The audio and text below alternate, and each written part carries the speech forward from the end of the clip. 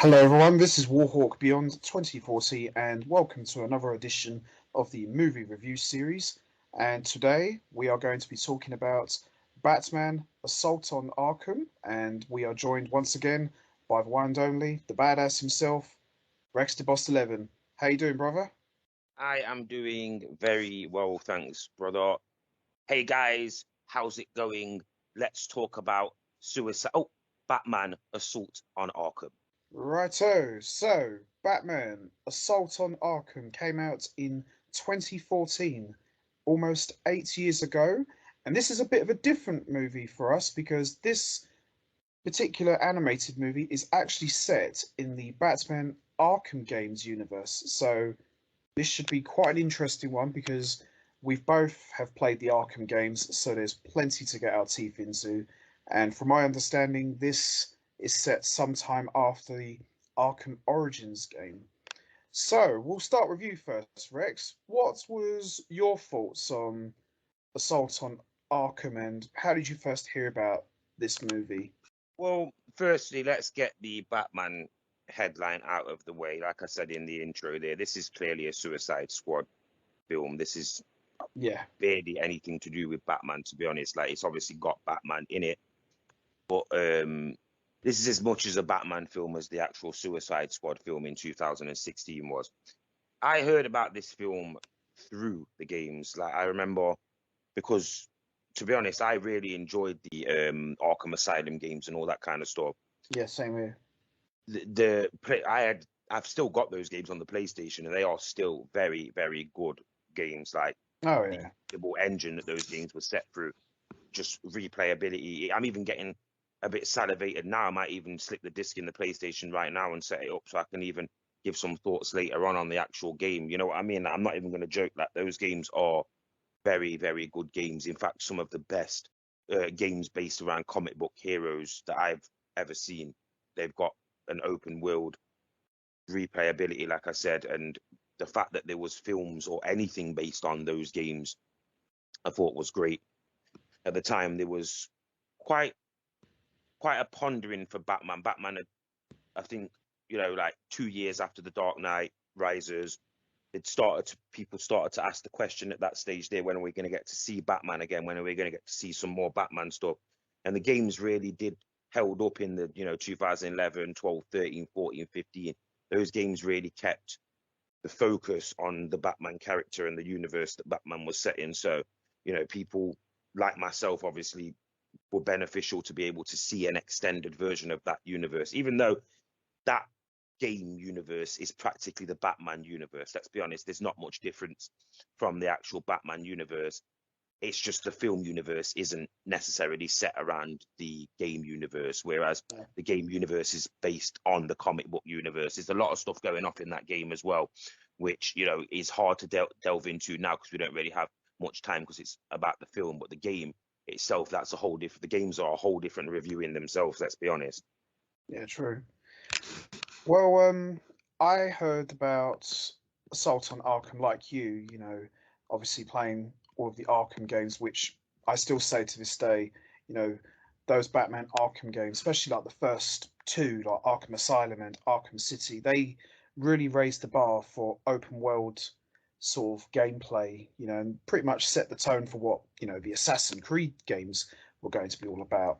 And to hear that they were going to make an animated movie set in the games universe, I thought, okay, this is something different. This is something very interesting because I don't think they've ever done outside of DC. I don't think they've ever done animated movies that were tied to the games. I think the only other one they ever did was like Resident Evil, which quite frankly was not that great, like animation wise. The animation was cool, but the actual film itself wasn't that good. But Assault on Arkham is more or less a Suicide Squad movie. And it's kind of funny that this came out in 2014, 2 years before the DCEU movie came out.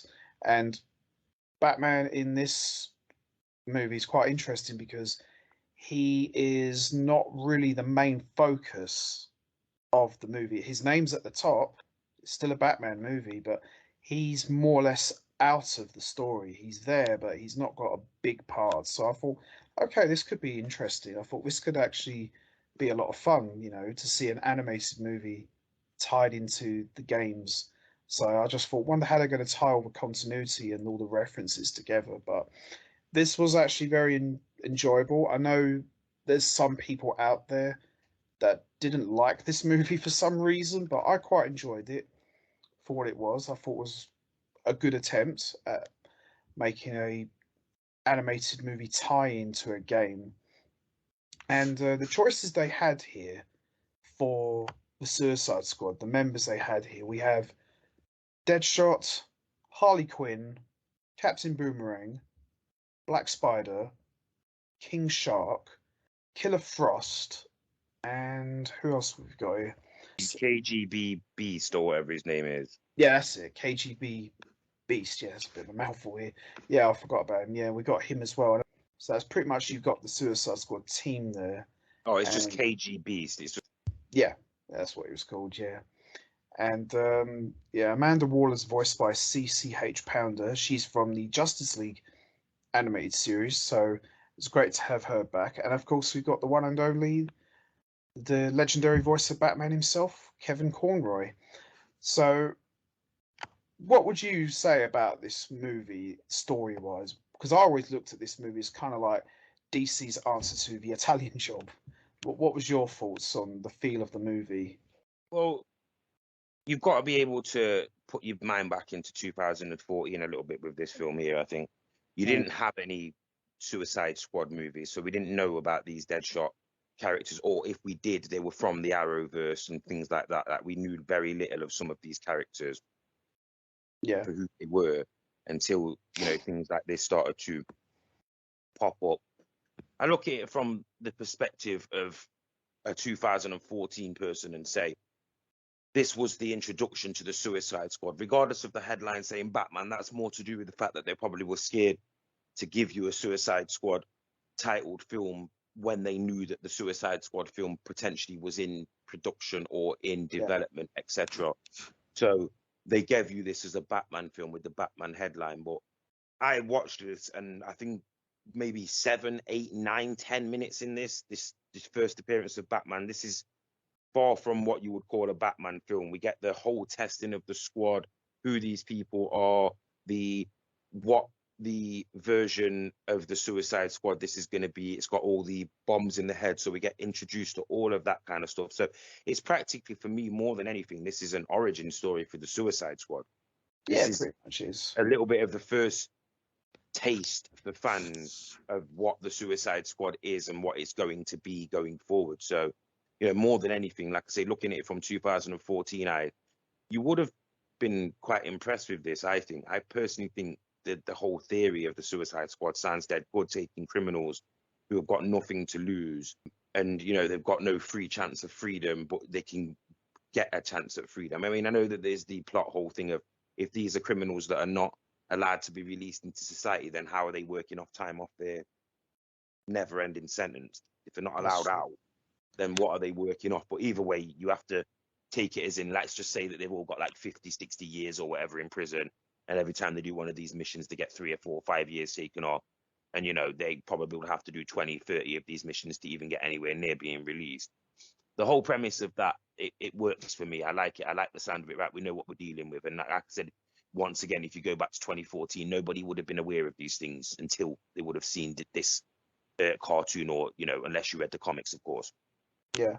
Well, I mean, the first time they ever attempted at a Suicide Squad sort of thing was in the Justice League Unlimited animated series, which was an episode called Task Force X, and it just basically had like a couple villains from the DCAU, like Captain Boomerang, and it had Rick Flag, and it had like Clock King from Batman the Animated Series, and it had Deadshot as well. I think it had like about 4 or 5 guys in that episode, and they had to try and blow up the Watchtower.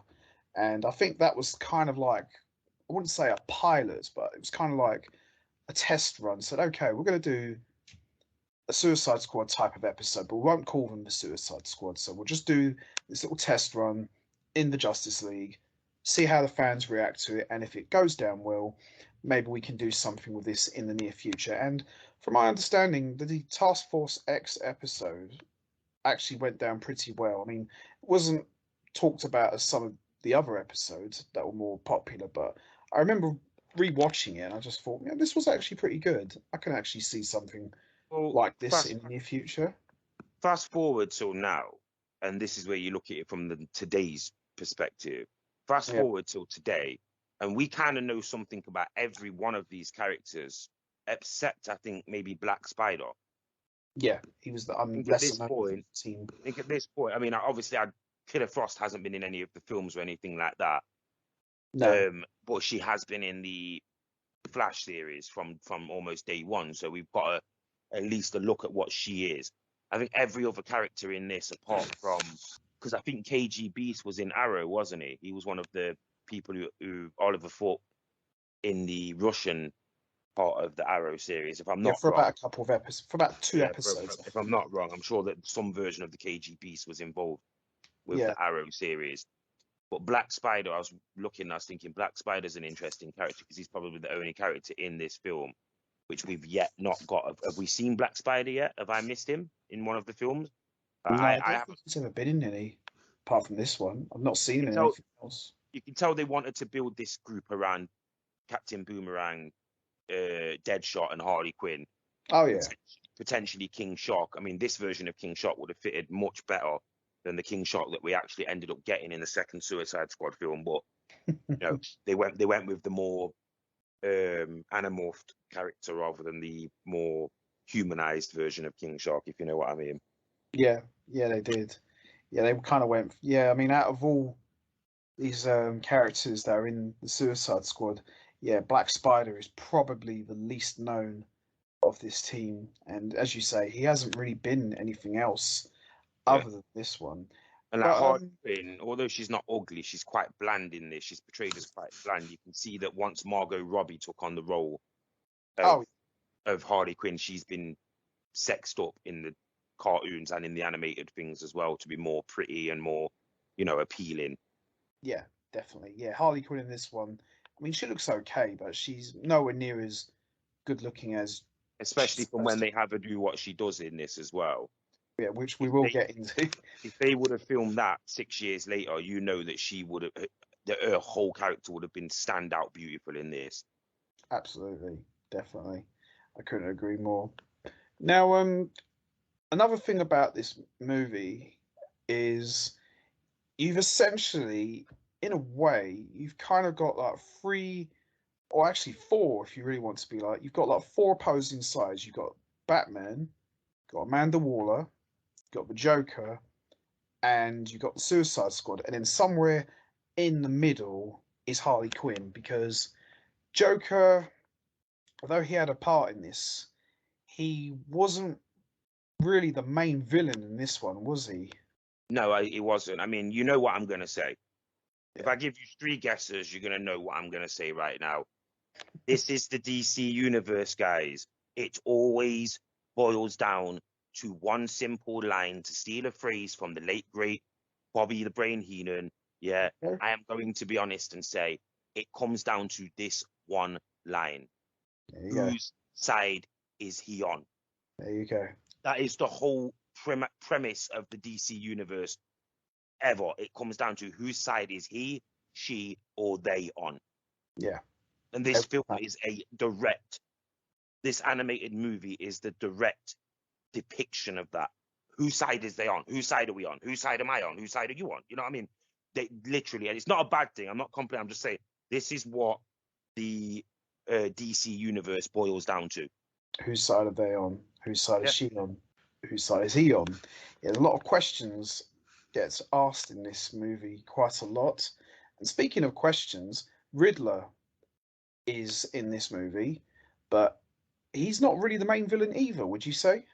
No, I mean they went with the this is the whole thing. There's supposed to be three sides, but obviously you like me see Amanda Waller on a completely separate side to everybody else, yeah, Absolutely. which I agree with that. But we're supposed to get Batman has got an issue as he always would have with his rogues gallery. Yes. and the Suicide Squad are getting involved and getting in between that, which just then makes them an enemy of the Batman. But they're kind of working on the same team because it's the same goal of trying to do certain things, except Waller won't just let Batman do his own thing. But we get Joker, Riddler, Penguins in this. Yeah. It's like, it's clearly the Batman. This is where the Batman headline comes in. Oh, well, this is a Batman game, a Batman film, because it's set around the Batman Rogues Gallery, whether it features the Suicide Squad or not. So this, for me, this is just, how do we get the fans that are like me and you to not be so nitpicky and keep looking at this as a Suicide Squad film rather than looking at it as a Batman film? Well, just had all the Batman villains in there then. Yeah, I think the reason why they called this a Batman movie, because I think if they called it the Suicide Squad Assault on Arkham, I don't think people would have been so quick to grab this title. I think people wouldn't have cared as much. But if you put Batman's name up there, people are going to flock to it and say, "Oh, it's a Batman movie. Doesn't matter what it is, it's Batman." But if you had called it Suicide I Squad, agree. There's no selling point to the Suicide Squad in 2014 because no one knew who they were. unless you read the comics, then yeah. That's what I mean. As well. When I say no one, I mean we have to speak about the world outside of the comic book. Like, I know that there are people out there that would literally shudder at the thought that there are people out there that would call out the comic book world and say, you are quite a minority to the rest of us. The casual viewer, it's like wrestling, isn't it? The people who buy the t-shirts and buy the wrestling figures and all that, they are the minority nowadays. It's the casual fans that tune in and tune out that make the ratings and make the inflate the ratings and the viewership, and that they're the people that the company seems to care more about. And it's all based on obviously higher numbers, higher selling points. There is no way that a Suicide Squad movie would have sold more copies or sold more downloads or whatever, than a Batman film. No way, not in 2014. I'd say the only time that would have maybe have been possible would have been maybe 2017, 2018 on the height of the Suicide Squad, and where Batman didn't have a film. They probably could have gone with this Suicide Squad Assault on Arkham, and no one would have batted an eyelid, and people would have still bought it the same way. But like I say, once again, 2014 mind comes into play and says there was no Suicide Squad in 2014. So, outside of the comics, so who knew about this? We'd not been introduced to this in the films or in any of even the programs. Like, remember, I don't think Arrow had even introduced or it was around this time when Arrow first started to introduce Amanda Waller, and they never really referred to their version of the Task Force X as the Suicide Squad, if I'm not wrong. I don't remember the Suicide Squad being hit. We knew it was some version of the Suicide Squad. That No, they were never called by name, not once. It was Argos, wasn't it? They basically called it Argos, didn't they? Like, that version of Amanda Waller was the pre Task Force X version of Amanda Waller. She wasn't quite she was young, wasn't she? She wasn't quite the older, bitter, I will destroy everything. She had traits of that in the program, in the Arrow program, but she wasn't. You could clearly see that, and I said this before, she was a more appealing, younger version of Amanda Waller. Still a complete and not a B, but a more understanding version of Amanda Waller. She hadn't yet had what you clearly see with this version of Amanda Waller in the DC universe, which is more of this woman's been scorned at some point. Yeah. Well, the Amanda Waller that they based her on in the Arrowverse, it was more of a call out to the New 52 in the comics, because Amanda Waller, pre-New 52, she was quite a big, chunky lady, but with the New 52, they slimmed her right down. But in this movie, they've kind of gone with the more traditional Amanda Waller, where she's quite big and she's got like the very short, shaved head. Rightfully so as well. Yeah, that's the Amanda Waller we all know. That's the proper one. I don't think that look from the Arrowverse would have worked in an animated movie. I don't think, because she just would look like any other female cartoon character. I don't think that would have worked in this one. I'm glad they went with the traditional Amanda Waller look, because it fits more with the tone of this movie. Would you say that this movie needed to be R-rated? Because there's some pretty gruesome moments in this one.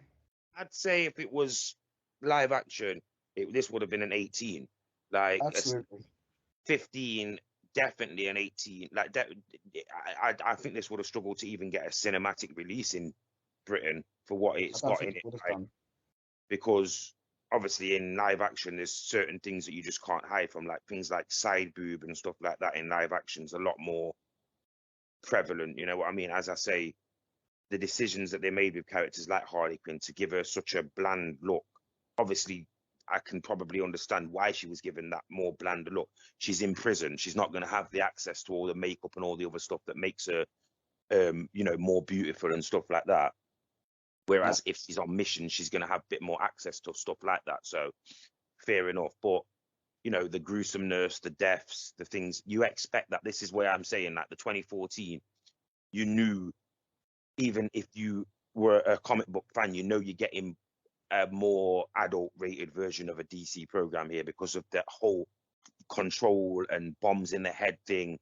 There's way more of a risk with these characters, so you're going to get to see, and obviously, as you know, early in the film we got the immediate test expendable characters. These are not good. These are not good characters.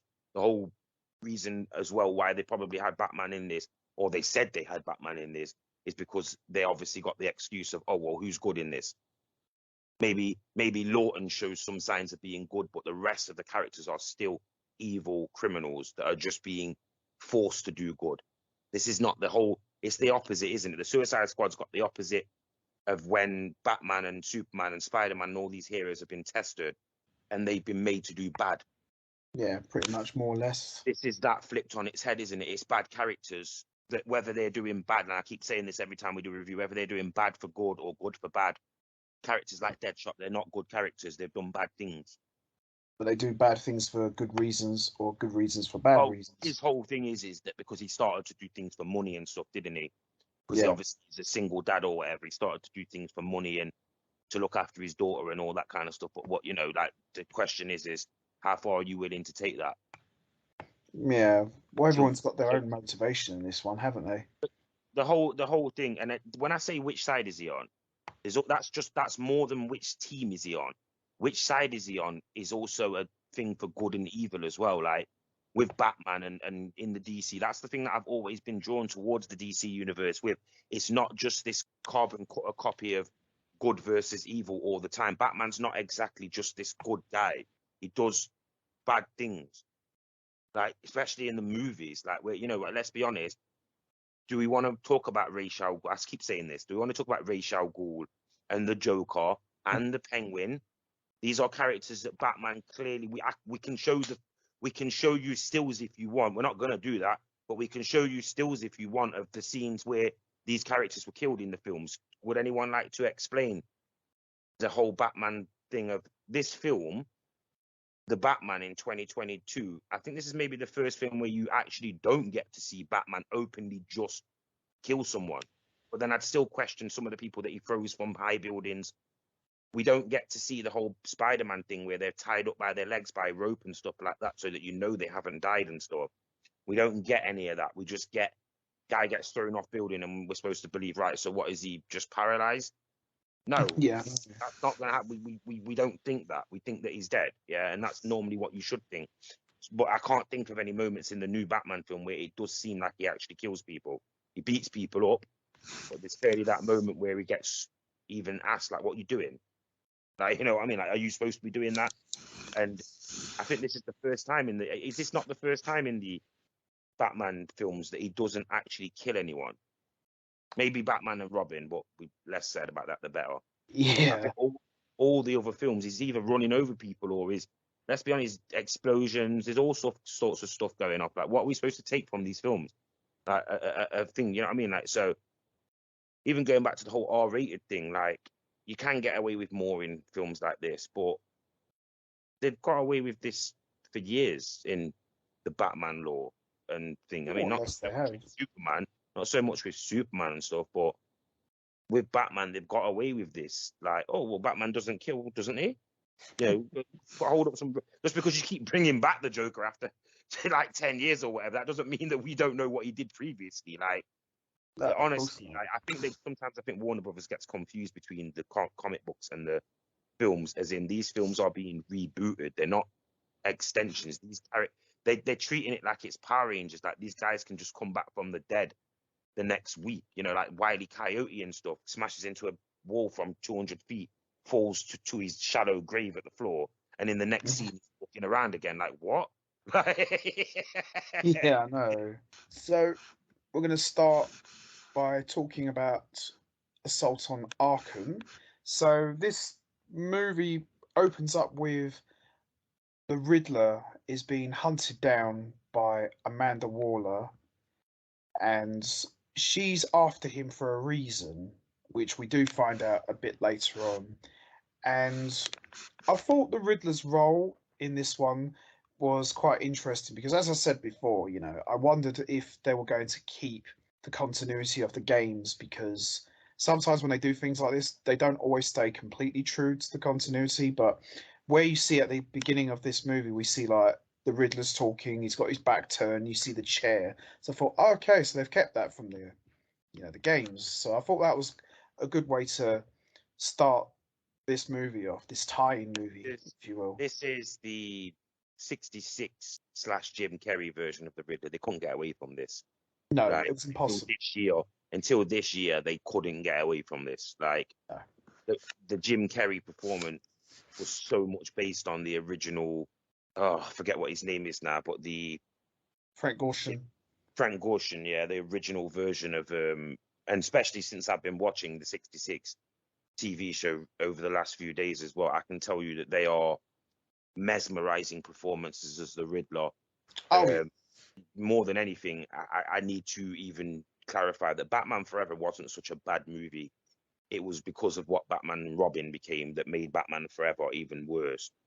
And there was no place in that film for either the two of the Riddler and Two-Face. It should have just been one or the other. yeah.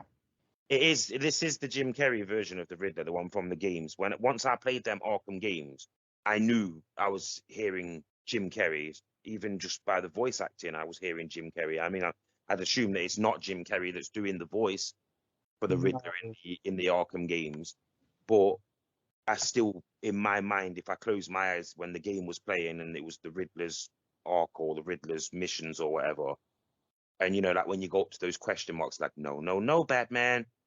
In my head, I was picturing Jim Carrey.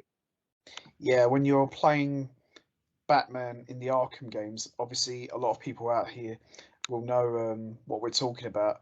You'd have to go around looking for the Riddler trophies, which were a big part of the Arkham games. So every time you pick up the trophy, you get a little riddle, and you'd hear that voice goes, "That's wrong, Batman. Try again." So you obviously there was no way, as you say, they could get away from the Jim Carrey wackiness of the Riddler. So we see here Batman more or less breaks up a Black Ops assassination on the Riddler. So he more or less saves the Riddler. What was your thoughts on the way this movie opened up? With the Riddler and Amanda Waller. My thoughts. I've got two thoughts. It wasn't a bad opening to the film, but also this is where immediately, when you've watched this scene and then you skip forward 20 minutes time in the film, as I said before, you get this opening scene with Batman, then the next 9 or 10 minutes, there is absolutely no sign of Batman whatsoever in this film. It's almost like this was put in there just in case after 10 minutes of the film, when you get the introduction to all the Suicide Squad members, in case you then started asking the simple question of, well, how is this a Batman film then? It's almost like they threaded this scene in, as we keep saying with these animated films. It's like this scene came from a different Batman film. Yeah, it did actually. I mean, as you say, it wasn't a bad opening, but just so that it tied in the Riddler later in the film with the thing that we know happened that we'll talk about going forward. Yeah. I mean, as you say, it wasn't a bad opening, but it was just almost like telling everyone that, oh yeah, by the way, just so you know, this is a Batman movie. This is Batman, and after that, you're not going to see him for a while. You're like, oh, okay, why? Because this is a different story we're going to be telling. This is not essentially a Batman story, quote unquote. This is a different kind of story, which we will show you. Yeah, I mean, it wasn't a bad opening, wasn't terrible, but at the same time, Batman was only in this opening scene for what? How many minutes? Like 2 or 3 minutes? Yeah, like literally, this opening scene was maybe 4 minutes tops. Probably, yeah, at the most, yeah, probably about 4 minutes tops. So we move along here. So Amanda Waller wants to operate and activate her Task Force X program, and she wants to assemble the worst of the worst super criminals to do her dirty work. So Before poor, you say that, though, there is some changes, though. There is some change because we have to mention this. Some of the characters get different names, like that's right. going forward. Like, for instance, and I'll name the first one that comes to mind. Louise Lincoln is Killer Frost. I've never heard of Louise Lincoln before. Obviously, my version of Killer Frost is Caitlin Snow. So obviously, it's immediately when I looked, I was like, "Who's Louise Lincoln?" And obviously, she is, of course, Killer Frost in this. Now, I don't know too much about the Louise Lincoln character. I know something about the Killer Frost character, and of course, Caitlin Snow. But I knew nothing of this Louise Lincoln. So Well, if you want to either give some synopsis on her, or if yeah. this, or is this just an alternative version of the Killer Frost character? Well, Killer Frost, at some point, she's had three different um, names, like three different aliases. So we've had Crystal Frost, Louise Lincoln, as you just mentioned, and of course the one we all know to this day is Caitlin Snow. So there's been about at least three different versions of Killer Frost. So they've gone with the second version of Killer Frost from the comic books, which is Louise Lincoln, and that's who we see in this movie. And her appearance that they've gone with in this movie, she looks like someone who could have been a bad guy from Sailor Moon or some sort of anime, manga sort of cartoon, like you know that, In WWE, or WWE. I swear to you when I say Killer Frost is almost taken out of that 90s, early 90s women She WWF had women that look division. because she had that look. Killer Frost, the look Full of that she has in this movie, she's got like this punk-like frosty hair, the high heel boots, and she's got like this skimpy looking. I'm gonna say like what, like a one piece, like a bathing suit sort of look, like you know, like a typical like sexy bad guy sort of look you would have seen in like a wrestling or anime or manga sort of movie or episode. That's what she kind of looks like here. and the boots and stuff, like even the Mhm. boots, With they the just big remind me. platform She boots as even looks, she even looks a little bit like what Becky Lynch has been dressed like, but in just recent year, white hair. Like if you put red hair on her, that's Becky Lynch's outfit of more or less. on. If you've got the big daft shades on, yeah, you pretty much have got Becky Lynch in this movie. And who else we got here in the team? We've got Captain Boomerang, who is of course from the Flash Rogues Gallery. He's also got a different name as well. Now, obviously, this is his real name. We're given his real name of George Harkness or whatever his name is. But obviously, we know him as Digger Harkness. I think that's just a nickname, isn't it? Like Digger's just a Yeah, nickname. his name is George Digger Harkness. Yeah. It's because they don't mention the Digger part in this. They mention nothing of Digger in this. It's just his Captain, name in this is just Harkness, George Harkness. more or less, yeah. And also, we've got a couple of Batman villains here. We've got Deadshot, and we've got Harley Quinn. Everybody knows who Harley Quinn is. We've got They also, don't call her Harley and Quinzel though, do they? Just call her Harley Quinn. Like she's not even. I'm not even sure if she's even got the origin in this of being the psychiatrist, or maybe they do mention it in the film. But you would think that she would be at least Harleen Quinzel is Harley Quinn because Harley Quinn is her name, but it's not her real name. It's not her full name. Now, obviously, no, maybe they just didn't want to waste the animation of doing that, but everybody else seems to get this. So and so is so and so. You know what I mean? Like yeah, even I Eric, know. but she And does. She just gets Harley Quinn. yeah, because that's Even what I even think that's even what King everyone knows Shark, of. even King Shark gets it. Nanu or whatever his name is King Shark, but Yeah, she doesn't get anything. She doesn't get the Harley and Quinzel is Harley Quinn. She just gets Harley Quinn. yeah. And also on the team, we've got KG Beast and King Shark. So, Spider as well. and Eric, Black Spider. Eric Needham. I've never heard of the character before. The Eric Needham character before. Yeah, he's an I've not old don't know much about the Black Spider either. Yeah, he's an old Batman villain from, I think, from the late 70s, because this was around the time that the Batman comics were moving away from the whole 60s camp stuff, and they were starting to go back to more of his dark detective roots of the 30s and the 40s. And Black Spider was one of those villains who he faced. He wasn't a big villain, he was just a guy that Batman faced for like a couple of issues, and that was it, really. So, yeah, Very he was good matchup. Black Spider, interesting matchup for Batman. Like I say, characters like Deadshot, Deathstroke, Black Spider, Bloodsport, they seem very, very interesting matchups for Batman's character. they are. But why we've never seen these characters in the live action films? Because people say, oh yeah, it's because they've got no powers. We don't need to see Batman taking on people with powers, these weird freak shows that get turned into, if they crash into a bin, they all of a sudden become garbage man. Like, we don't need that origin story for every single character. Some of No. these guys are just badasses with swords and guns and weapons and have got military training. That's the type of guys that Batman really needs to be going up against. So it's believable, and it's not just complete hokey nonsense. Like, you can understand with the kryptonite how Batman was able to fight against Superman. But when it comes to Yes. other characters, Batman should be dead on arrival when it comes to characters like Mr. Freeze. How is he supposed to stop himself from being frozen to death like everybody else gets frozen in all the films? You know what I mean? Like, in, Yeah. in, in any other scenario with Mr. Freeze, the first thing he's going to do is hit the freeze ray and the guy's F. Now, yes, I could understand Batman's suit's probably got some kind of resistance to maybe one blast, but he's not just going to get hit with one blast, is he? He's going to get frozen. And the thing is, it's almost like we don't get characters like that no more because of the obvious.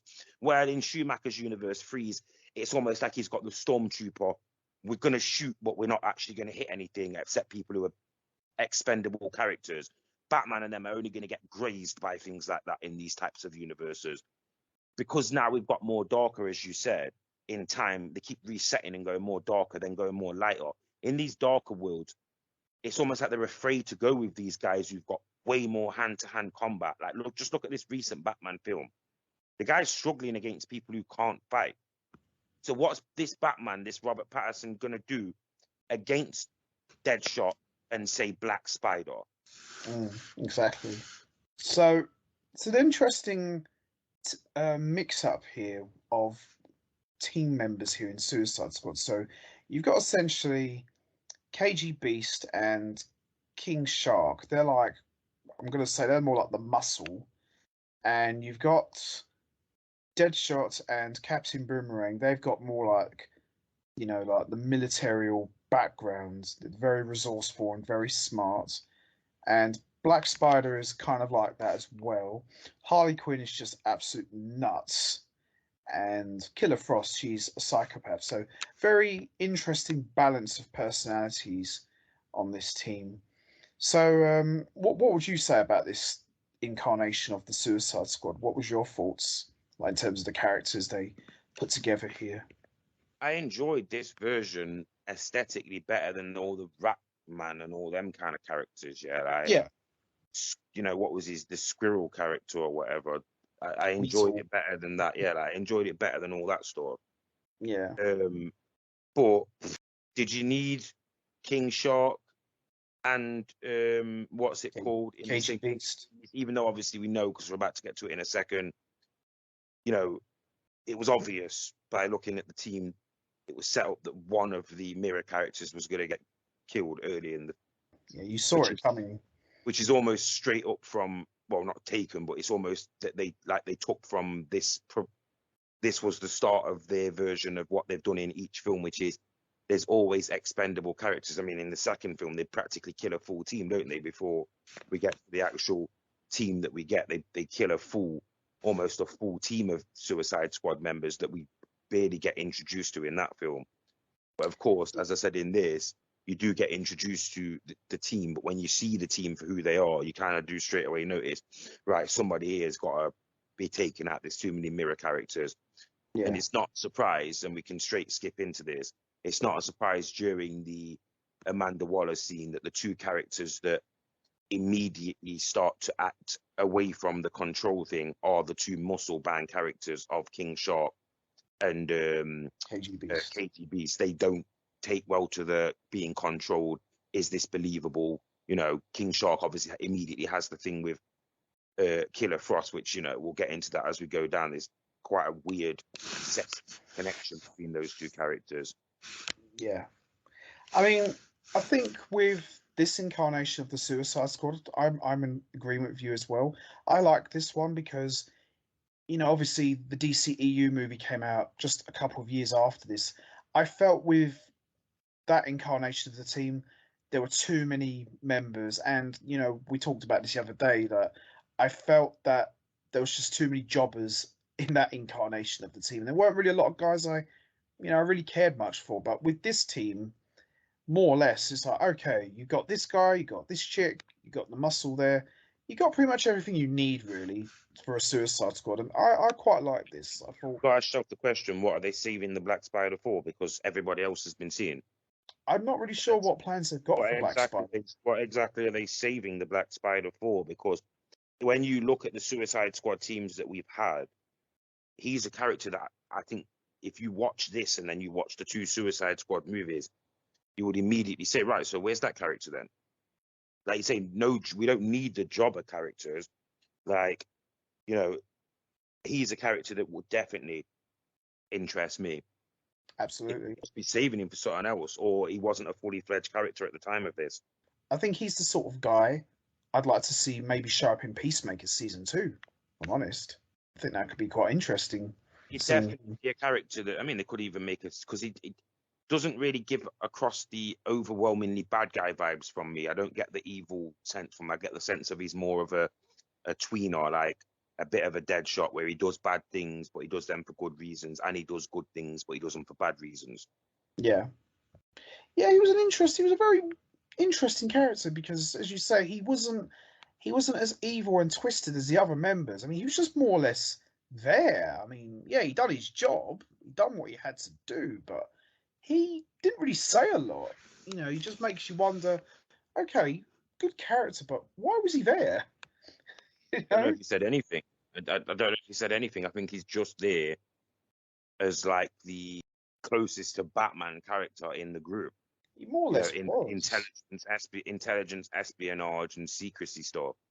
And then obviously he's almost there to give the plot thing of later in the film with what happens with Batman. And also his costume as well. His costume looked like Spider-Man, but all black. No, Night Monkey.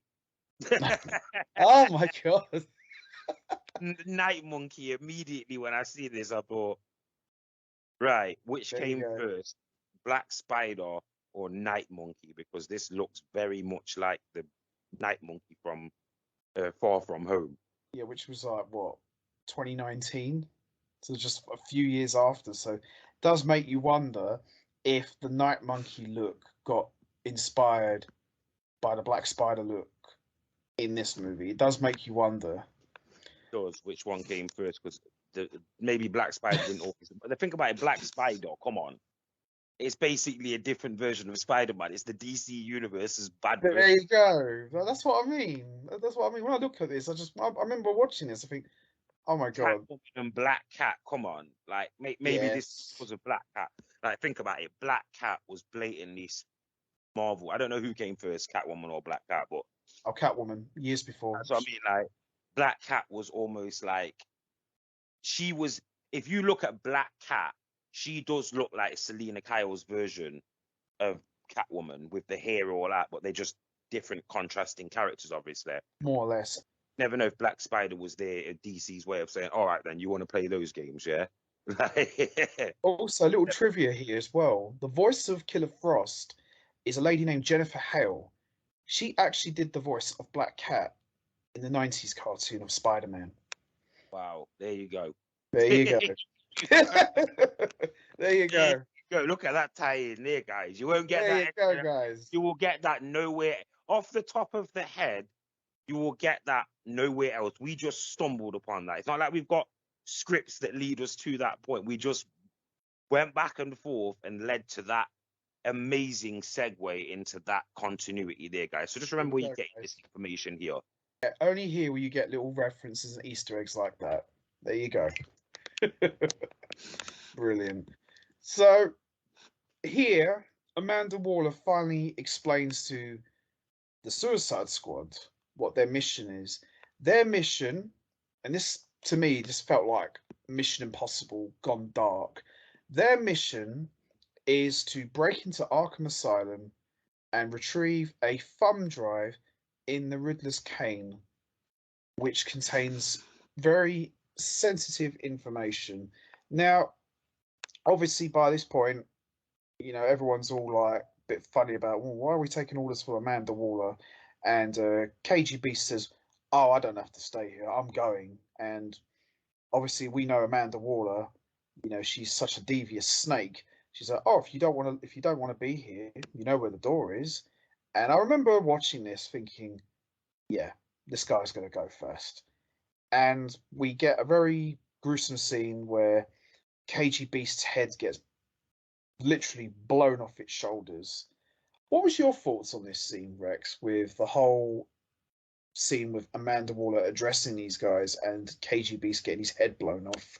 Your mission, should you choose to accept it, despite the fact that you really haven't got a choice. It doesn't seem like these people have got much of a choice. Yeah. No. I'd say characters that are not deemed fit for society, as I think that she said, which is not getting out, but somehow they can manage to take time off their sentence to be able to, reduce their sentence so they can do what? Stay in prison, because they're not allowed out, apparently, unreformable characters. Either way, you get this KGB thing. Before you get that, you get the subtle hint to King Shark being a humanoid version of King Shark, because he immediately, when he wakes up from whatever sedative that he's on, because all these characters are put in the same room and knocked out, and ironically, even though they clearly were more than likely treated on and given these bombs in the neck at different times, they all wake up at the same time, or around the same time. It's one of these things. Yeah. Yeah. Plot hole covers to the maximum. Yeah. So they all wake up. King Shark then tries to immediately attack the first female that he sees, which is Killer Frost, and she then whacks him in the nuts, which he obviously yells out to, and then it's this weird subtle, she uses like a box or something to smash him in the head with, like a communications box thing to smash him in the head with, and then she puts it up against his throat and sort of just sits on top of him with this sort of like prowess of, sexual tension between the two. And, that's when we then go into the Amanda Waller arrives, or KGB tries to break the door at first. Then Amanda Waller arrives, and then she says, go ahead, leave. And then we get the exploding head, and it's a bit ridiculous because it looks like a toy. It looks like a toy head off. Like all you really get to see. It's about as basic animation death as you can make out. You don't get to see like the actual head explode into pieces. There's more gore way more gore in this animated film later. But yeah, the premise is there. If you mess with her, then she will. In fact, I'm just looking at Killer Frost now. She's actually got something on her hand, hasn't she? Stop her from using her powers and whatever else. She uses that to take out King Shark. But yeah, we get to see the subtle hint between the connection between those two. We also get Harley starts flirting with Lawton immediately in this scene, etc., etc., etc. So this scene was basically to build who the team is, what they're there for, who's actually going to be on the team now, because we've now got one member down, and now they're going to be able to go into it. It even gives us some information. She even shows information about all these people to the people. So we all now know who the people are, what their weakness is. Like they show Lawton's daughter and all this. Like, what the hell? Like, do we really need all this information to be given to these bad characters that would possibly be the people that would use this information against the other people? Pretty much, more or less, really. Now, their first mission before they go into Arkham is they go to the Iceberg Lounge, and this is where we're treated to a Penguin cameo. So they're more or less going to the Iceberg Lounge to basically just like confront the Penguin, because it looks like here that at some point Deadshot and Penguin work together. What was your thoughts on this scene with the Penguin? Because I quite enjoyed seeing the Penguin, even though he wasn't in it much, but I quite enjoyed this Penguin cameo. What did you think of this? Continuity, and obviously more development building. This is a Batman film, not a Suicide Squad film. No matter how much you're questioning the fact that this is not a Batman film at this stage of the film, you know, even to the point of them giving the Harley Quinn and Deadshot there's definitely an attraction here, but I'm still not bad like your bad Batman and Harley Quinn, Batman and Catwoman, Batman and Poison Ivy vibe. Just at the end of that Amanda Waller scene. And then we lead into this scene with Penguin where he's eating raw fishes, which is disgusting. And he's basically, there's obviously, like you say, there's been some history between the Penguin and Deadshot before. Yeah. And it's just more way of, as I said, building it into knowing that none of these characters can really be trusted. Once again, whose side is he on? Whose side are they on?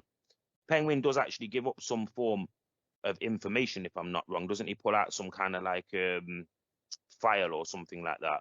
And then that's Harley Quinn like steps out, and then the actual scene starts to develop. Yeah, you kind of more or less see that here. And the interesting thing about this with Harley Quinn is no one even gives a second thought about Harley Quinn. They just look at her and say, "Yeah, it's the Joker's piece here, really." You know, no one really cares about Harley Quinn, even though she does end up having a much bigger part later on in the movie. But yeah, they just look at her and just go, "Yeah, well, it's the Joker's girlfriend. Nothing more to say, really." Every time Deadshot speaks, like she'll speak, and because she's obviously stupid, completely, Yes, as completely mind like brain dead in this. She speaks, and then obviously Deadshot will almost like try to cover her nonsense, but she's so stupid that she thinks that he's trying to, like, even though he's telling the truth and he's being honest and he's being real, she thinks he's being horrible to her. So it's like she can't separate the two things. But immediately after that, we get she's then holding on to the arm of Deadshot. Like, there's definitely, he's the one out of all of them that she's linking towards. I don't know if it's at this stage. I'll be honest, I kind of felt like, is this Amanda's double crossing plotting? Whose side is he on? Where she's told Harley to get close to Deadshot so that other things can take place later in the film, but then immediately you get to see that Killer Frost and King Shark are also teaming up. So there was a way in this of looking at who's going to betray who first. That's what I thought. Well, the reason why for that is by this point, Harley Quinn, and this is where the continuity gets a little bit, not clunky, but a little bit strange. Now, Harley Quinn latches onto Deadshot because Harley Quinn and the Joker have more or less broke up. Now, from my understanding, Assault on Arkham takes place sometime after Arkham Origins, but we didn't get to see Harley Quinzel become Harley Quinn. We do get a Harley Quinn cameo in Arkham Origins, but we never actually see her, you know, become Joker's girlfriend / hench girl. So yeah, there's a little bit of confusion here with the continuity. What point during the games leading into the movie did the Joker and Harley Quinn break up? That confused me a little bit because that was never ever addressed properly. So I wondered if you got any clues at any point where they did break up, because they didn't really make it clear in this movie. I have not got a clue. So this is where the problem comes in, where I said it's obvious that they didn't have enough guts to go with the Suicide Squad tag, because this technically in continuity probably would have been set further down the line from Harley Quinn and the Joker, and then further down the line from the original film. I think it's because of the Joker why Harley ended up getting arrested or whatever. So, you know, but it makes no sense because they're both incarcerated in this animated movie. So yeah, it's just a bit strange. I don't know where we're supposed to have picked up on this, and this is where I say there's no way they could have got away with calling this a Suicide Squad movie, because at this stage people would have been like, well, who's who? Who? Not even whose side is he on? Who is actually who here? And also, you know, as I said, the story and the continuity, because this is tied into the games. It's like, well, when did that happen? I don't remember that. I mean, unless the only thing I could possibly think of is maybe some of the continuity is set in like PlayStation Vita, which, you know, stuff, because there was some like DLC stuff that was exclusive to PlayStation Vita. Yeah, like Arkham Underworld and Arkham Blackgate. So there's some story arcs there, but they weren't on the PS3. So maybe they're referenced from those games. But as far as the main games, no, none of that was addressed in this movie as far as Joker and Harley Quinn's relationship was concerned. So yeah, it is a little bit confusing. It was probably my issue with this movie was the continuity with the Joker and Harley Quinn. But at least we get a rough idea of why Harley Quinn is latching on to Deadshot, which we all know where this leads to next. Almost as in immediately at this way, the whole whose side is he on thing started to. It's like, why can we not stay away from this for at least like 5 minutes? Or these have literally been in the field for a matter of seconds in the movie, and already we're getting this element of none of the guys like each other. How are they going to possibly work together? And then we quickly go from who can you trust to who can't you trust to who can you trust, because once we have this scene with Captain Boomerang and Deadshot, you immediately go into the next scene, which we'll talk about in a second. But this scene's basically Captain Boomerang's drinking in the bar with some like local thugs or whatever, and Deadshot walks in and he's all serious. Obviously, he's down for the mission and whatever else. Absolutely. And Captain Boomerang basically tries to call out Deadshot, like basically like, you know, like emasculate him and say about have you really got like a you know, good shot and whatever else? I don't think that you're better than me. And they play darts, don't they? And obviously, Yeah. Captain Boomerang throws his dart, it hits the board, and then Deadshot does like a trick shot and basically hits the board. And then Captain Boomerang tries the same trick shot, but it goes and nearly hits Deadshot, doesn't it? It's like I've got that accuracy, but I'd rather use it in this way. And then obviously tries a little sly one by trying to aim the dart at him, but Deadshot catches the dart, and then Deadshot punches Captain Boomerang. So we've already got the hint of, oh, these characters are not going to get along. The whole Bloodsport and Peacemaker thing from the recent Suicide Squad film. These two are not going to get along. I quite like the dynamic of Captain Boomerang and Deadshot because, you know, you got two guys here, got massive egos, both want to be in charge, both like to brag about how accurate their aim is. There's no character like Rick Flag that's actually from the Argos team. That's a good point, actually. There's no Rick Flag, so this scene for me was also the let's show the best ability one is. This is where I say the Black Spider thing comes in. He's a curious character, but you clearly see that he's deliberately pushed aside so that these two characters can show that they're the more powerful hand-to-hand characters, and they're more than likely the leaders of the group. Yeah, and so they both like to take aim with their preferred choice of weapon. I think really, out of these two, I would say Deadshot was more the leader of the team. Yeah, because he's still got an element of good in him, whereas you can kind of see with Captain Boomerang, he's just a sleazy character. Absolutely. I thought they're you know, because clearly, you know, with, you know, when you got all people who are all bad guys, you know there's going to be at least two guys who are just not going to get along, and it was these two. And I quite enjoyed the way these two played off against each other, because you know, at some point when it comes down to it, it's every man for himself. And with these two, it's like, well, look, if I have to stab you in the back to survive, I'm going to do that. And of course, the other is going to say, I will do the exact same thing, but the difference is I'm not going to tell you when it's going to happen. You won't see it coming. So I quite enjoyed that with these two. It's really setting the tone for who's going to be the dominant guy in this team. Obviously, we know who it is really, but it's fun to see who it's actually going to be. Yeah. And this, of course, leads to a certain scene with Harley and Deadshot. I'm going to let you take this one. Well, before we even get into this scene is the quintessential scene that would have the 2020 social justice warriors of the Supergirl TV programming, with all this empowerment for females and stuff. Yeah. They would be in riots, because this was basically less of the unhinged, completely stupid Harley Quinn. And this was, quite frankly, the first time that I'd ever seen any female character in the DC universe in any extent. Even Poison Ivy, who her whole gimmick is seduction and stuff. This was one of the very, very, if not the first time that I'd ever seen a character that was willing to just say, what, should we do it?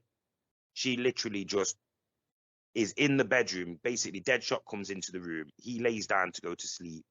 He's just got out of the shower, and she's already naked in the bedroom, like in the bed. She's like basically hiding underneath the bed. She's not in the bed waiting for him when he walks in.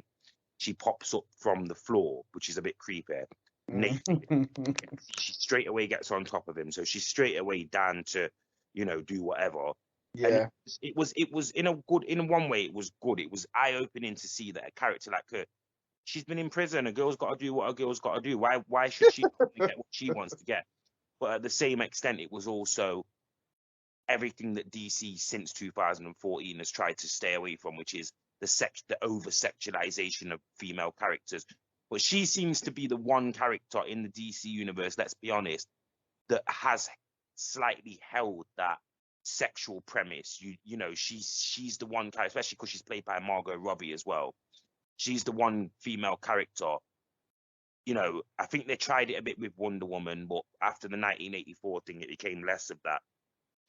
Harley Quinn is the girl that, although obviously everyone would probably shout out to Wonder Woman, Harley Quinn's the girl that you probably would end up somehow, because all of us are weak to these crazy unhinged girls, aren't we? And if I was a superhero for some reason, I can actually see myself drifting more towards Harley Quinn than I would be towards Wonder Woman, even if I was a Batman or a Superman or an Aquaman, because of just her quirkiness and being unhinged. But it was nice to see that she had the confidence to just put it on Lawton and did what any man would do if you were looking down at a naked Harley Quinn and it's, oh, you know what the hell? Yeah. He did literally take one for the team. They couldn't help themselves by having her even go for an extra crazy, like, this is more than just sex. It's actually going to be like a fight as well as sex. Like, they couldn't help themselves with that, but I think that was just to make it for anyone who might have been too young, who didn't understand what the hell was going on. But no, unfortunately, to the youngsters out there, yes, your favorite anti-hero Deadshot did actually have sex with your favorite anti-heroine, which is, of course, Harley Quinn. They did have sex in this scene. It's undeniable. I remember when I first watched this, first of all, I was quite shocked. Like, oh, we're actually going to get a scene like this in animation? It was unreal. Brief, it was brief. It was brief. It was very brief, you're right. But just to have that scene in a Batman movie, let alone a DC movie, but a Batman movie. And you don't see much, but you see enough to say, wow, okay. Not skin on flesh. He's just wearing shorts. You obviously don't get to see her from the waist down because obviously she's clearly not wearing anything. More or less you do, but you don't see everything, of course. Well, no, basically with him, he's naked apart from he's got his like boxer shorts on, his underwear. Yeah. And then you get to see him from head to toe when the scene first starts. So you know that he's got his midriff covered up. With her, you get to see her legs, the bottom of her legs, and you get to see her from the waist up. You don't get to see any of her midsection because she's clearly obviously got no underwear on. They want you to know we can't show you that part of it. No, of course not. And I wouldn't expect them to either. But yeah, for me, this scene, I think I remember I talked about this with a friend once about this scene. I think this scene for me is just, well, I think there is some attraction. I'm not sure on whose side. Obviously, Harley Quinn more so than Deadshot. Harley Quinn, she's just a crazy chick. Even make sure when they roll over, so you still don't get to see any of her below the waist. You get to see her legs, the bottom of her legs, and then when they roll over onto the floor and the scene and the lamp falls onto the bed, there's enough of a subtle hint in this scene as into what this scene is. I love that bit at the end of the scene where, like you say, they roll over and the whole hotel room just trashed and, the lampshade cracks down. You hear Harley Quinn say, Yahtzee! I thought, oh. And it zooms to the outside of the building, isn't it? Yeah, like we don't, like the class, like the kind of thing that when you got older and you were watching a cartoon, you'd think when they had these closer to adult moments, but this scene would have stopped at Deadshot walking in the room, and he would have looked down at the bed, and then there would have been nothing else. Like, it would have cut away to the outside. It would have been nice to have got even in the Batman like animated series, it would have been nice just once to have got him and Catwoman kiss in the like shadows, thunder strikes as you see them basically next to the bed, and then it cuts to the next scene of outside of the window, you hear her like meow.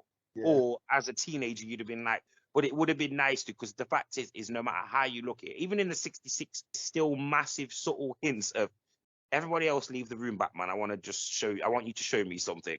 Every female that's in that series, like even just some of the random henchmen's like female hench women that are part of like the Riddler and Joker's like groups and entourages, a lot of them have got this, oh, it's Batman, like proper like smitten for Batman and Robin.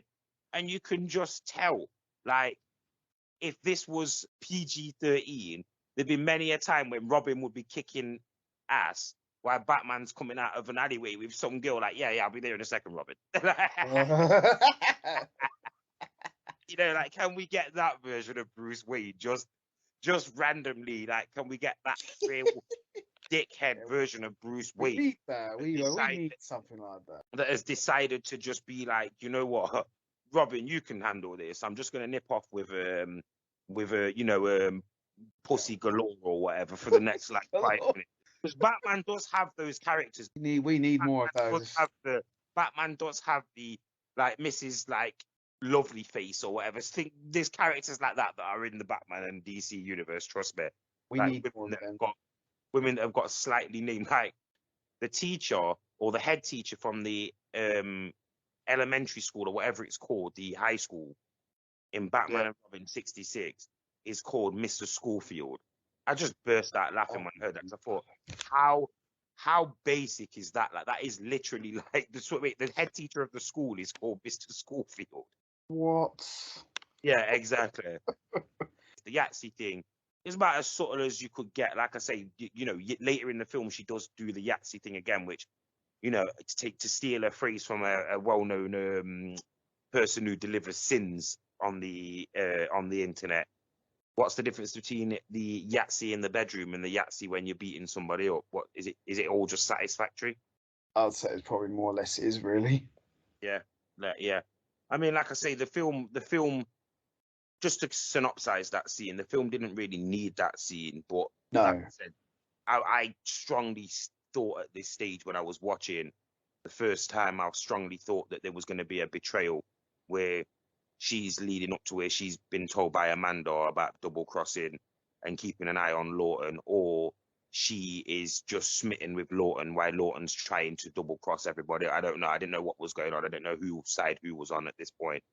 I truly thought Lawton was going to like betray her, because I thought, well, Harley Quinn's not bright enough to turn on someone, so I thought, yeah, it's probably Lawton, because that seems to be more his thing than Harley Quinn, because Harley Quinn's 100% loyal to a certain gentleman in a purple suit. So I thought there's no way she's ever going to go against him. So I probably thought it would be more Lawton would betray Harley Quinn. So to remember as well that there's not always been a sexual portrayal between Harley Quinn and the Joker. No. Around about 2016 in the first Suicide Squad film, that was the first time that you really got a love affair situation between them. For me, I'd always been under the awareness that this was more like a sort of orphan child who took to an older man, who fell in love with an older man, but the Joker's probably had relations with her and whatever else, because which man of that age would turn down that situation? No, of course not. It's less love between him and her, and more love between her and him, if you know what I mean.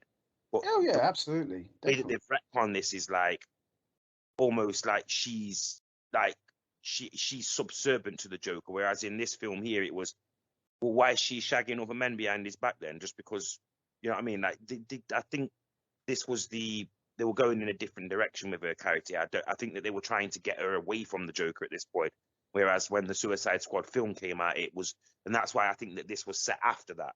this film here was clearly set after the original Suicide Squad movie, the live action movie, because in that movie you get the origin of Harley Quinn, and you also get the love affair between her and Joker, which we'd never really seen before. We'd always seen like a weird sort of stepdad stepdaughter vibe I got from them previously to that. Like she was in love with him, like illicit love type of thing. Whereas in the Suicide Squad live action film, that was the first time that I'd seen a proper two-way love affair. Yeah, more or less. Well, I mean, the thing with Joker and Harley Quinn, what I always remember is she's just basically like hired help. She's just there to do as she's told. There was nothing more than that. That was the impression I always got with their relationships. Like Joker would say, "Right, go and get my gun out of the car, or go and get my bag of exploding bombs or something, or stuff like that." Really, she just would basically just do as she's told. She goes, "Oh yes, Mr. J," like that. That's kind of what it was like. Really, I never really saw anything beyond that sort of relationship. So we come to the next scene here, and we see Harley Quinn commits a crime to try and lure Batman out, and we learn here that Batman is trying to look for a dirty bomb that the Joker's hidden in Gotham. This scene really confused me a bit here.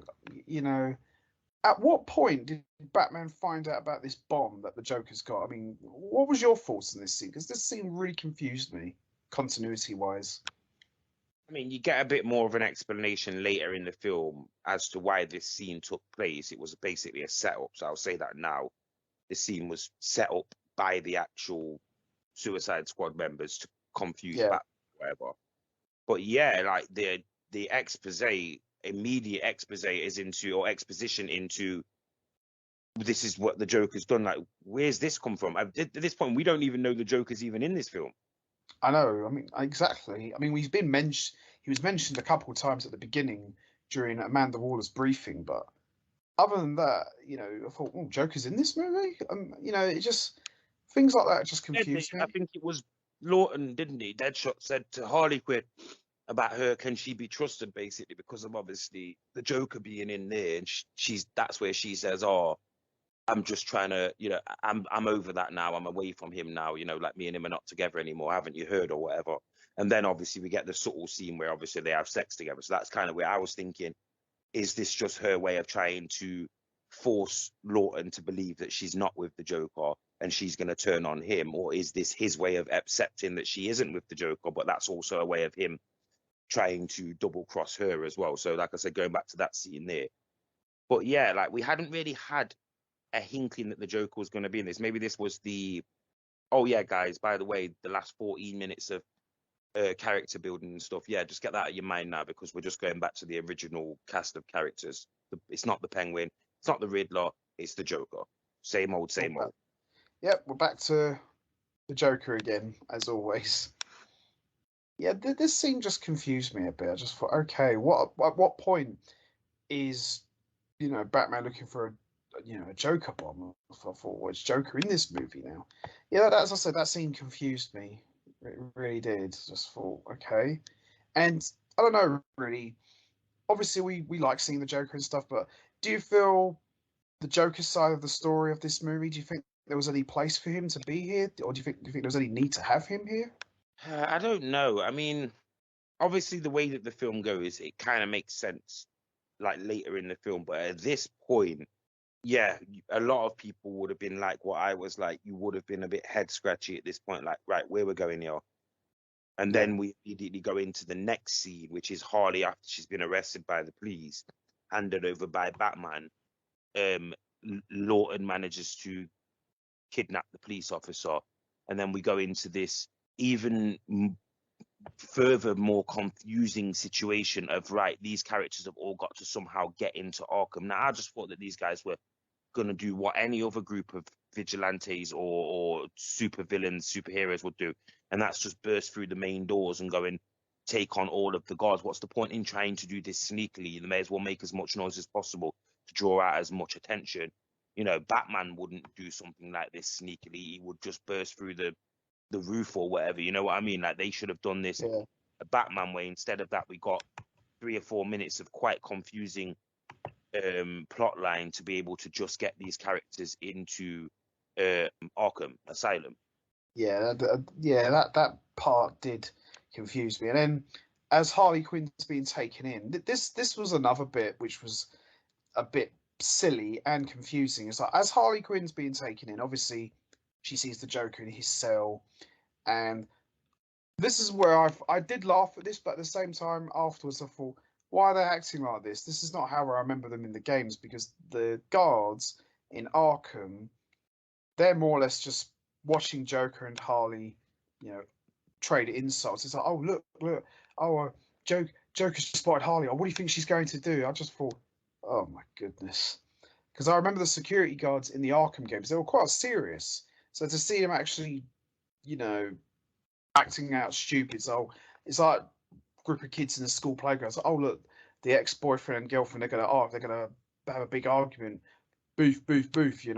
It just seemed a bit weird to have that kind of scene in this sort of movie, in this serious sort of movie, especially with Batman and Suicide Squad in the mix together with Amanda Waller. The Yeah, and scene here just felt weird. also, how many? Just let me know how many bullets are in a standard issue M19, Gotham City Police Department semi-automatic pistol, because this gun fires about 25 rounds, and I'm not even gonna joke. I would be surprised if you ever seen a cop on the streets of New York with this pistol that would fire more than, say, 8 bullets. I would say at least 6 to 8 bullets, at least. She manages to fire, and then there's a hole in the door. There's holes in the door that she manages to shoot bullets through, and then ironically runs out of bullets. At this stage, because obviously I don't want to go into a negative tirade, but at this stage I was very close to switching this off, because Okay. I'd got to the stage where I was like, right, what am I watching here? Like, Mask of the Phantasm was one thing, Red Hood was another thing. Another classic. This is a whole different spectrum. If they want me to stand here and see a woman that's shooting clearly into bulletproof glass that's got convenient, almost, and I'm gonna say this, like, these were police baton size holes, enough to fit the barrel of a pistol in them. Yeah. There was about 6 or 8 of them in the actual bulletproof glass. Now, I'm not sure if they know how bulletproof glass works, but that would have to be one whole sheet of bulletproof glass. The holes in the glass would break the integrity of the bulletproof glass. It would still be bulletproof, but it would start to shatter and crack almost immediately, especially if it had 8 drill holes in it, 8 to 12 drill holes in the bulletproof glass. It could be very thick, very thin. Why would it have them holes in there? That was some of the closest plot convenience that I've ever seen, ever. Yeah, they might as well just put a signpost there, to tell you what's going to happen. It did help the group. It did help the team, didn't it? Because they managed to put Yeah, it did.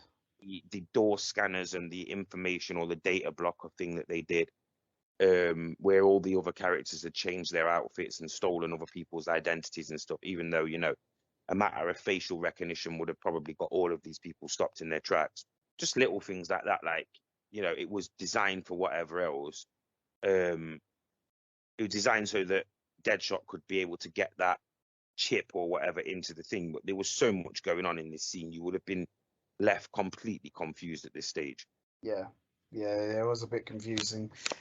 And the way, as I said, the security guards were behaving as Joker and Harley were exchanging insults, I just thought was a bit childish. I thought this scene, okay, it's a funny scene, but at the same time, the tone of it doesn't fit the movie story, especially who it's about and what it involves. It just, I don't know, really, just didn't really fit the tone here. And even that scene with what's it, Black Spider? I think what was he like, dressed up like a kitchen chef or something?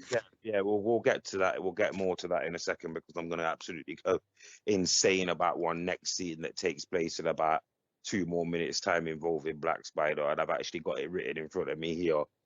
All I'm going to say for now is microwave, because I cannot believe that this scene took place. But yeah, we fast forward to where now they've managed to get access into the building, all the different various characters.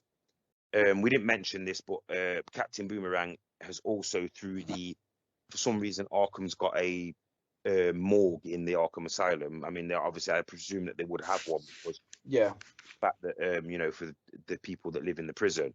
But why would this be the local or the whole Gotham morgue? This wouldn't be the morgue of Gotham. So if a woman or even if they knew it was Killer Frost died, they wouldn't take her to the Arkham Asylum morgue, would they? But either way, No. we need to get in Arkham Asylum. Let's move on. He brings Captain Boomerang brings in Killer Frost, who's pretending to be dead, or because she's got the cold temperature, she can just lay there and scanners will think that she's dead. They get in the building because of the chip that's placed onto the wires, because Harley Quinn was shooting the gun that later in the film we'll get to the plot convenience of what this actually causes later in the film. And one of the EMTs or one of the morgue staff open up Killer Frost's bag, don't they? Yeah. And she's obviously naked. And because she's obviously a female, she looks half decent. We get a bit of side boob again. He's like, oh, wow. But then she wakes up and kisses him and freezes all his face off. She then stands up, pulls up her outfit, which means obviously I've got to say, like, so you were laying down still with your underwear on, with the bottom half of your outfit on. Yeah. How did you manage to pull up the outfit from the thingy? Why was it not still on you anyway? Like, why did you need to be naked? Yeah, either way. So she's pulled it up, and then she kicks Captain Boomerang in the nuts for ogling her and watching her. Like, yo, you were naked. What did you expect me to do? I've been locked up in prison for a certain amount of time. How many women do you... The only woman that I have contact with normally is Amanda Waller. What do you think? Do you think I'm attracted to her? You know, common sense here should have prevailed. Yeah. Yeah, I know. Yeah, I mean, yeah, it just seemed a bit left field, really. Oh God. I want you to tell me, what did you remember from this Black Spider scene? Black Spider obviously gets in the building, doesn't he? Like, and then they get the Killer Frost thing, and then Black Spider immediately enters the kitchen. From that moment there, do you remember anything about that scene? Right. In this scene with Black Spider, he's taken out one of the members of staff who's clearly supposed to be like the head kitchen, and puts on his clothes, and he goes in, and you see the guy at the security desk goes, well, okay, just 1 minute, I'm going to scan you in, and obviously there's a problem with the security card. This, for me, for a character we know so little about, and this is probably the only time we've ever seen him out of costume, I felt this scene was, I wouldn't say bad, but it just seemed like we know very little about this guy. He's got a cool costume, seems to be very different to the others. This just seemed like a waste of time. This just seemed nothing more than a filler scene for Black Spider, because it's like, oh, there seems to be an issue with security. Oh, hold on 1 minute, and you see him just standing there like, hurry up, guys, I want to get in, you know. I think this was done for comedy, but it didn't come across as well executed to me. This random guy that we don't know, Yes, that we don't know nothing about, that's been given the task of being, he's then got to go in a disguise, maskless disguise, and walk into, steal somebody else's outfit to get into a kitchen. But none of these chefs or none of these people who work there all the time notice this guy. They pay no attention to him. And I can accept all of that. But then he goes on to grab a full, basically, drainer of knives and forks and spoons, walks up to a microwave, and they want me to believe that this microwave takes 49 to 50 seconds to explode with those spoons and knives and forks. This microwave would have exploded literally 15 seconds later, if not before that, yeah? Like, also, he lets off some gas, doesn't he, from a pipe. Everybody in this vicinity, including himself, would have been dead. Absolutely. Again, this was one of the most ridiculous plot covers that I've ever seen in any film or anything ever, especially involving a character that barely anyone watching this actually knew about this actual character. Yeah, pretty much. Yeah, this scene just seemed a bit, I I go don't know back what to the purpose of the this point. scene was, to be These honest. guys should have just burst in the main door of Arkham and tried to get through the defenses of Arkham Asylum. Why go through all this rigmarole where they could have all got caught to get in the building just to do that? Do you know what I mean? It makes no sense. It's ridiculous. It to me just seemed like a waste of time, really. For, as you say, for a character we know so little about. For, okay, you're gonna give this guy a big part. Fair enough. At least make it count. At least make it something worthwhile. This just seemed nothing more than a waste. And I think this scene really and truly didn't have any business being in this movie. Would you say? Yeah, I'd agree. I'd agree. It was weird. It was just literally to give them a distraction so that they could all then get into a different part of Arkham and then show up in their outfits that they wear anyway. Honestly, like if it hadn't been for the fact that we were planning on reviewing this, I'm gonna be perfectly honest. Definitely at the end of this next scene, where they go downstairs and try to lift up that grate off the floor, etc., etc., etc., and then King Shark ends up killing the guard that comes into the room because Harley Quinn distracts him because she's slightly dressed in I think it's supposed to be a subtle hint to poison ivy, isn't it? There's a green overtone to her outfit. Yeah, I don't really know how to explain this final scene, but basically it's just another version of a dumb man gets confused because he sees half-naked woman inside of a prison that he works at every single day. You know, despite the fact that, let's be fair, he works there every day. He knows that any female he's going to come in contact with is going to be somebody who he either needs to shoot on sight or somebody who he works with anyway. yeah, more or less. But of course, they act like a 10-year-old boy would act where they see a naked girl, or a 12-year-old boy would act when he sees a naked girl, and they act completely mesmerized and just stands there while King Shark comes out of the water, and we get to see King Shark actually do something in the film. Yeah, yeah, he comes.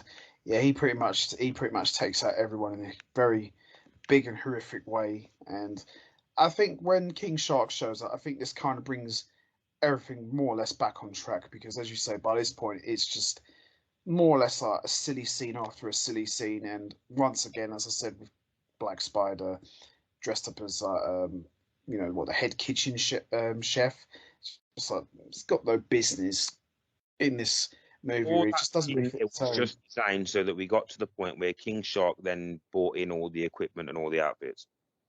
Yeah, pretty Why much. couldn't we just have got all of the characters that came through the sewers and then came out of the same sewer as King Shark, and then we started the film from here? That's what should All have of the happened. other Really. was unnecessary because as soon as they get to this bit here, it's a straight out and out. Let's just take out every single officer and prison guard that we find. So everybody in the building's aware that they're in the building now. So it's basically all of that previous 8-minute scene or 7-minute scene, all the way back from where they're trying to get into the building, and Harley Quinn gets arrested and all that. Basically, that's their downfall because Batman obviously later figures out whatever he figures out, but without that scene, if they just go with the underground water passage into Arkham thingy through the sewers via King Shark, they could have been at this scene. Batman wouldn't have been any of the wiser that there was this thing going on.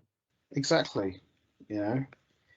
So the next scene we get here, we more or less see all of the Suicide Squad members. You know, they're all together now, and they want to try and like keep the attention away from Arkham. And this scene here quite surprised me. This is like a little gem here. King Shark actually says something very smart, and that's what made me laugh. But I would say this is probably the gem moments for King Shark. He more or less says to the members, why not just play previous day security footage to keep Batman and Waller from noticing them? Everyone's like, oh yeah. Well, what about we do this? And then Deadshot realizes, wait a minute, what did you just say? Play the previous day security. That's it. What did you thought of that scene with King Shark coming up with a smart idea? Yeah, I think it was a way of subtly showing this guy's not just all muscle and power. There is actually something like I said, the whole thing earlier on. This was the more humanized version of King Shark. So Yeah, there's something behind the wheel rather than the one that we got introduced to in the live action film was more an animal version of it, which means that we just get the animal thoughts, the animalistic thoughts of King Shark. There's different versions of King Shark that are quite clever. Yeah, there is. Not all of them are this, just like monsterized version of King Shark. Some of them actually are like leaders of their, worlds and stuff. Like one of the King Sharks obviously is quite a big thingy of Aquaman, so he has to be of a certain intelligence. Yeah, exactly. I thought this was quite a, I wouldn't say it was a bad scene. It was a good scene. It was just like caught me by surprise. But so he is quite clever in his own way, because everyone, apart from Killer Frost, everyone just treats King Shark as this idiot. Really, so he's not very bright. He's a And fish. there's also the element of it being, the obvious, actually the most obvious thing that you could do. They're not going to necessarily think of the most obvious thing that you can do, because sometimes that's what superheroes and villains do, don't they? Overthink things sometimes. So they're not looking at the most obvious answer to the question. Like, that's where a little bit, like I say, the 66 program, because it was based more around thinking and stuff, people naturally got a little bit frustrated with the fact that they could work out stuff that the natural mind would never be able to work out. But it's because they needed to make up for the fact that you couldn't have all the powered people and all that kind of stuff. But in these animated films, you can have more powers than sense. So it was nice to see that even though it made King Shark look a lot more clever, it was just the most obvious response to that situation, which is, why not just loop or use a different day's CCTV? Yeah, it was clever, and to think it came from King Shark of all people, who'd ever thought that? Deliberate. I think it was deliberately designed so that, like I said, because deep down it was the most obvious thing, and in his mind it was like, well, that's the obvious thing to a simple-minded person like him, but to the group of people it was like genius. It was like, oh wait, I never even thought about that. Is actually, like you say, wait, what did you just say? Oh my word, that's actually genius. That's brilliant. I never. So it's so obvious that it will work. It's so obvious that it actually would work. So we see the Suicide Squad members. They're in, like, I'm going to say, like, what, the prison's warehouse or sort of place they are in. That's sort of like their warehouse, that or the basement, and they find Riddler's cane to find the thumb drive, and to their surprise, there's nothing there. And Harley Quinn, of course, finds her classic giant hammer, or as they call it, mallet. This was an interesting scene because, they've gone to all this trouble to break into Arkham to find the Riddler's cane, and they find nothing. What was your thoughts on this scene? Yeah, time wasting more. Like I said, Yeah, even more than before. I thought, right, so you've made us sit through 8 minutes of that entrance into Arkham to get to the point where they're now in Arkham, and then the thing that they came to Arkham for isn't actually here in Arkham. Yeah, this was a bit annoying. This did actually get me to the point where, like I said, I was getting quite frustrated with the film, and it was almost like I was only watching at this stage with a very eye-rolling response to the film, if I'm perfectly honest. yeah, more or less. And we see here that Killer Frost is more or less pulled away. She's like been taken away by Amanda Waller, and she's given instructions, but not to tell the rest of the team. So this was quite an interesting moment here. Did you think it was going to be Killer Frost was going to be one to portray the team by this point? I actually thought that it was going to be either Deadshot or it was going to be Harley Quinn, because I thought, or potentially it could have been Captain Boomerang, because I thought at this stage, if I'm honest, I thought Killer Frost and King Shark were in this little thing, and I thought that they were going to end up getting killed together or whatever, because it was like, oh yeah, that's the true love story, because we've already had what we had between Harley Quinn. Because I still couldn't figure out at this stage if those things were just there for plot line, or if they were there so you're supposed to remember later on in the film. There's clearly connections between certain characters, but at this stage I really did deeply think if anyone was going to betray anyone, and even in kind of in this scene, if you think about it, just before this, we get the Deadshot where he pushes Harley away as well. So it was kind of like that scene where it was like, that's where I started to think maybe it is going to be Deadshot. Maybe he cannot, because of all the daughter thing. They showed the daughter thing. I was thinking, yeah, maybe that she's got a bit more power over him. But obviously, yeah, it turned out to be Killer Frost. Yeah. And by this point, Batman realizes that something's not right at Arkham Asylum after Alfred points out that this is old footage. So Batman and Alfred realize that something's wrong. And this scene coming up here, I thought was hilarious, but at the same time, very 60s Batman, but it was still funny. Is Batman crashes into Arkham and Killer Frost shouts out to all of the Suicide Squad members, "It's Batman!" And you see like a shot of all of the members' faces in shock, like. I thought that was quite funny because like we're screwed. What did you thought of that scene? I thought it was quite funny.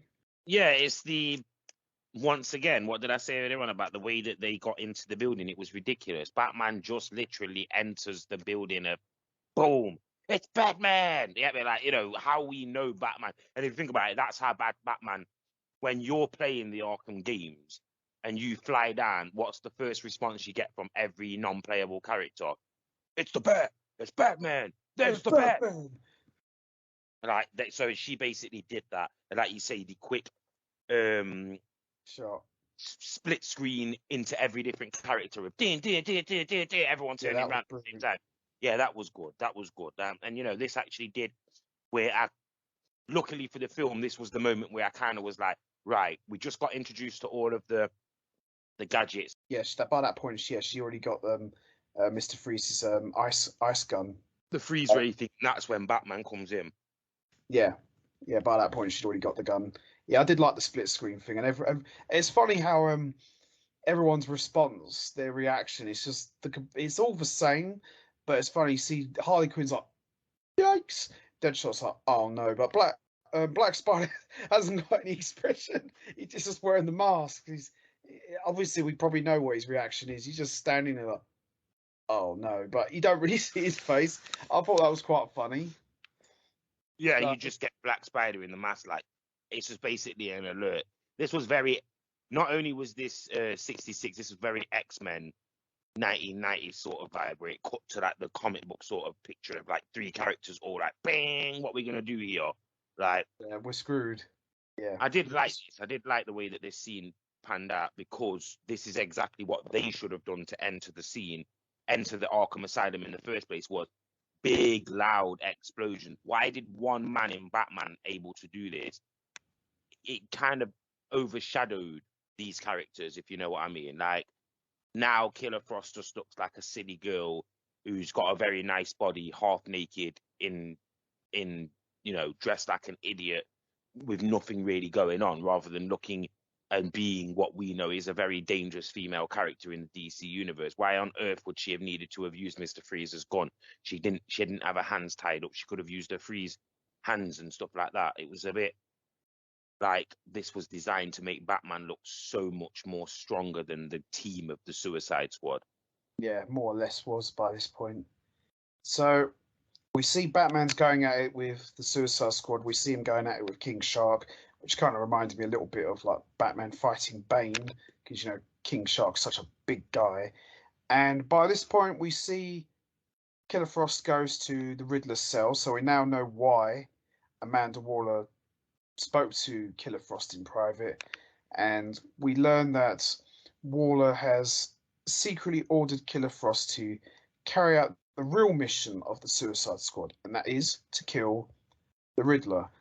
This was quite an interesting twist, because you would have thought the guy who's hired to basically shoot people and kill people is Deadshot. You'd have thought Deadshot would be more the natural choice, but I thought it was interesting that Killer Frost was the one picked to kill the Riddler. What did you think of this interesting turn of events?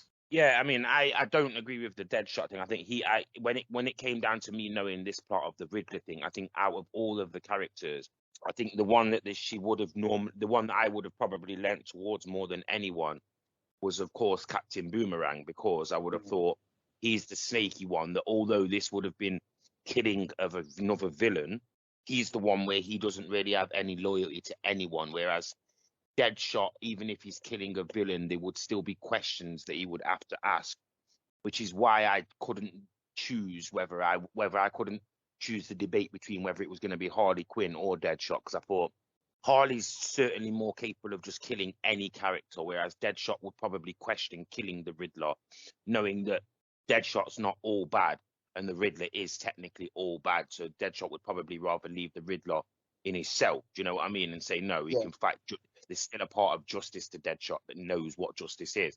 Whereas with Harley Quinn, there is no justice in her. And I think that similar with Killer Frost, there's no real justice. She's not a justice person. She's more of a shoot now and ask questions later.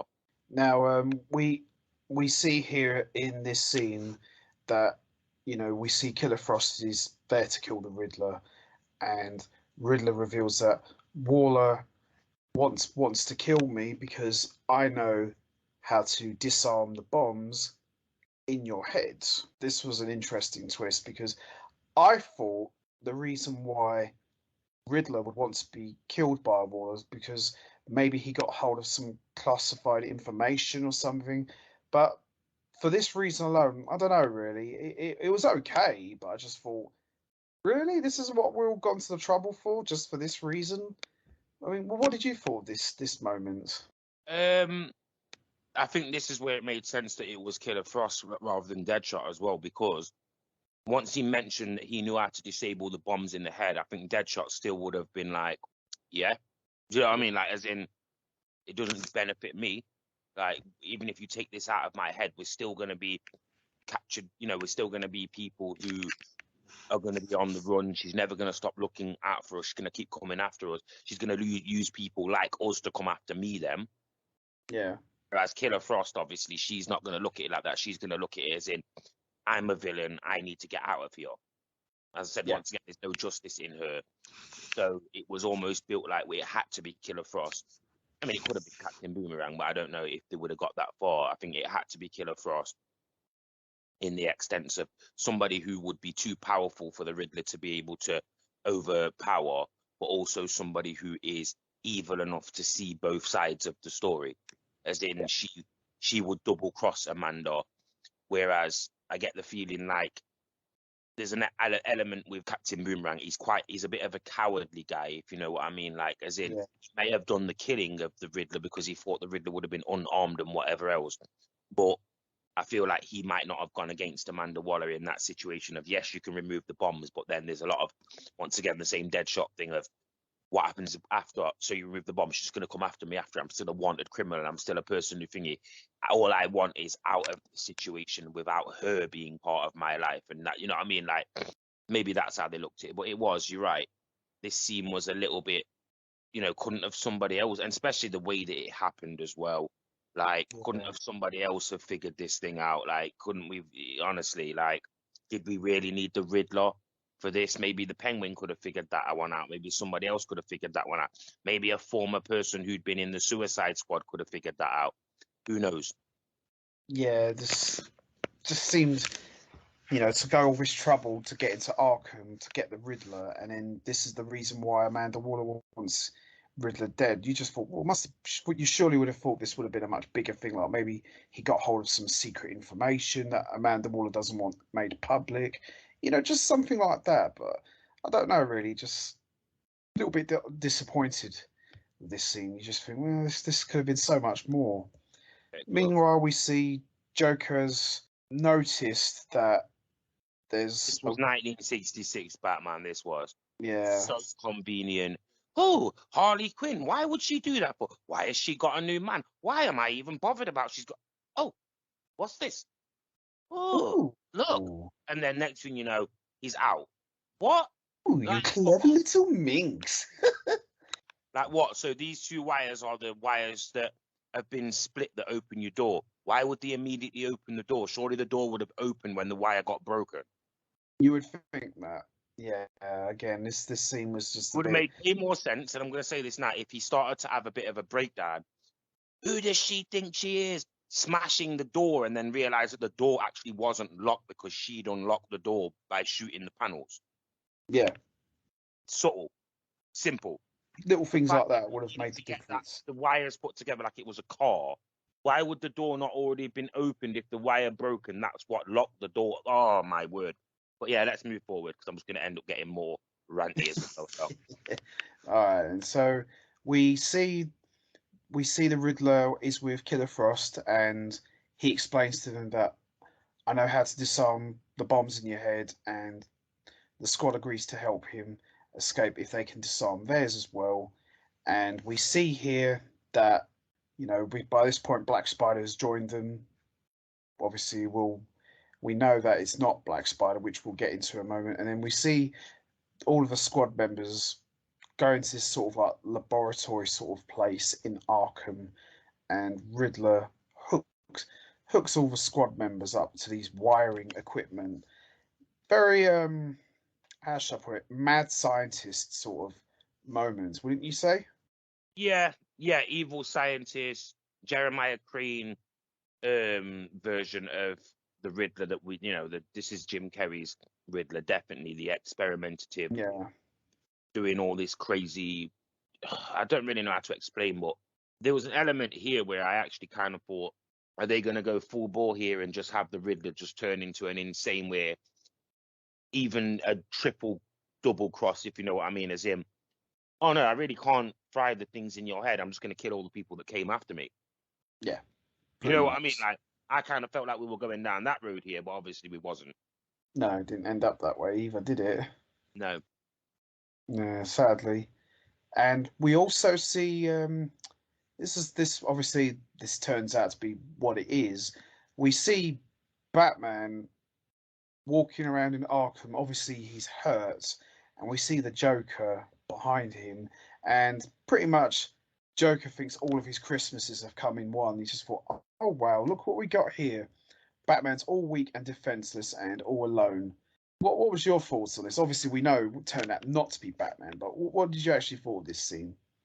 Well, watching it for the first time, when I watched it for the first time, I kind of thought, well, I'm not gonna lie, I knew immediately straight away this is not Batman. I knew, right? Hold on a second. No, Batman would never leave. Why is Batman? Why have we the scene with the Joker and the scene with Batman? They were like fresh out of an animated series cartoon, kids Yeah, cartoon. We're just gonna cut to this person and he's involved in this. When have you ever cut to a scene when Batman is in this kind of condition? never. Ever? He'd be in the Batcave, wouldn't he? Or he would have retreated. He's not stupid. No one ever said Batman was invincible. If he takes on a certain amount of damage, he's got to go and take for cover. Like we said in the Mask of the Phantasm, when he gets trapped by the cops, he takes on a certain amount of damage, he gets his ass kicked. He has to take cover and escape. He's not invincible. No.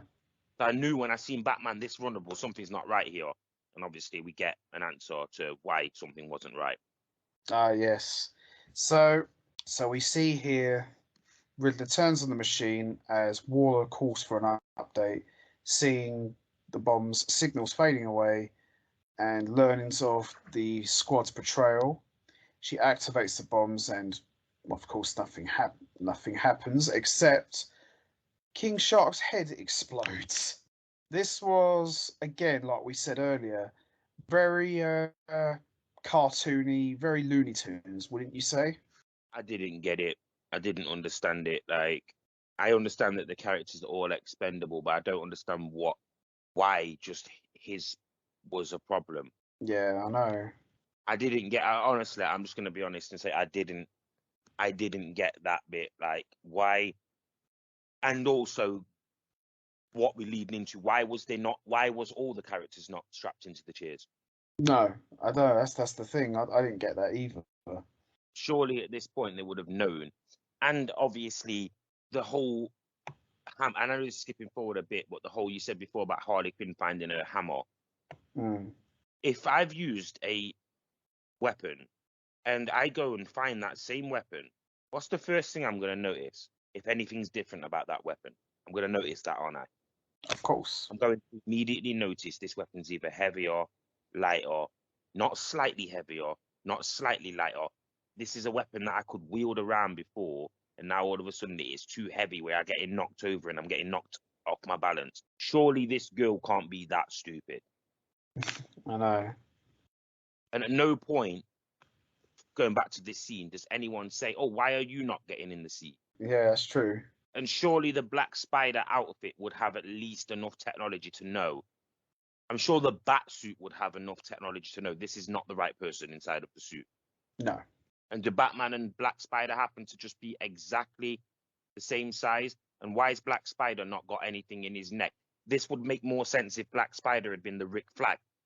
So Black Spider actually was the Argos operative, and he didn't have the chip in the back of his head.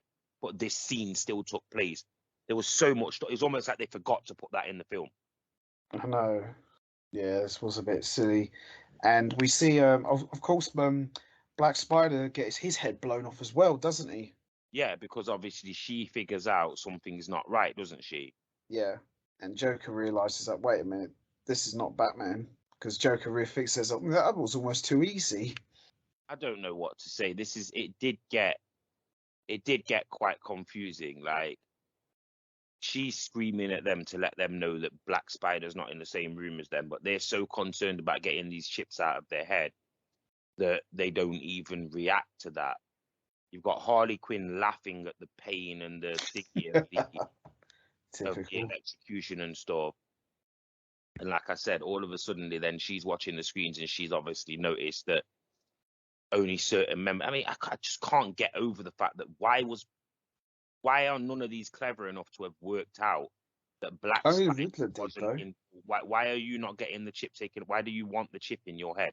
Yeah, Riddler was the only one who worked out that, wait, that Black Spider is not really your Black Spider. It's actually Batman in disguise. Haven't So, you figured it out yet? yeah. You know what I mean? I don't know. I'll let you take it a bit further from here because, like I said, I don't want to keep going into rants, but this did become a little bit unwatchable around this time here because of these really stupid things that were happening in the plot. There was no reason for this. Like, obviously, apart from obviously making it so that Amanda blew up, like exploded some of the buttons. Yeah.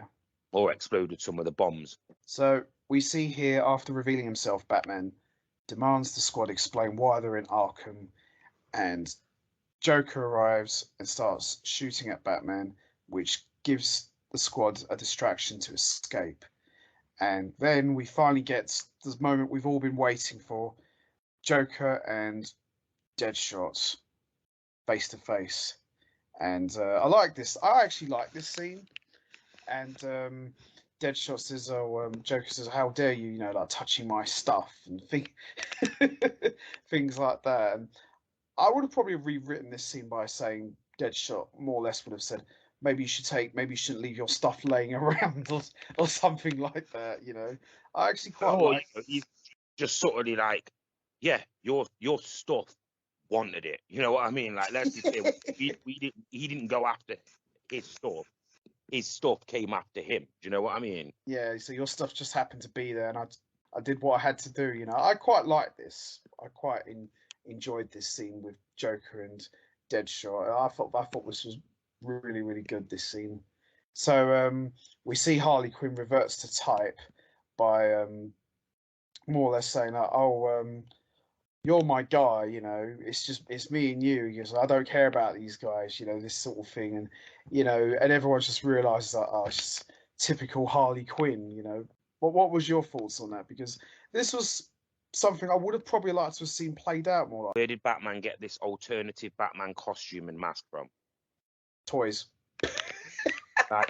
like what? Just so that we can sell a few extra toys, we developed this. Like, where did Batman? How did he not? So Batman has taken over the costume and the character for a few minutes of Black Spider. Yes. He's obviously put Black Spider into his Batman costume.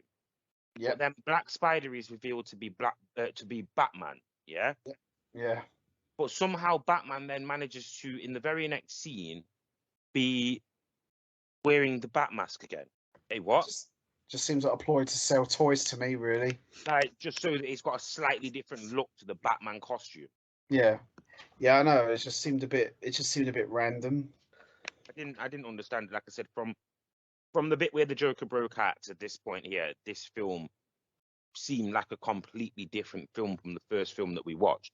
Yeah, yeah. It seemed like it was like two different It films was here. some of the same characters. That's all it was. But you know, Joker just immensely took over the film, almost unstoppable. Like you say, the whole as soon as Joker comes into it, Harley's then tried to join him, but he's actually backhanded her.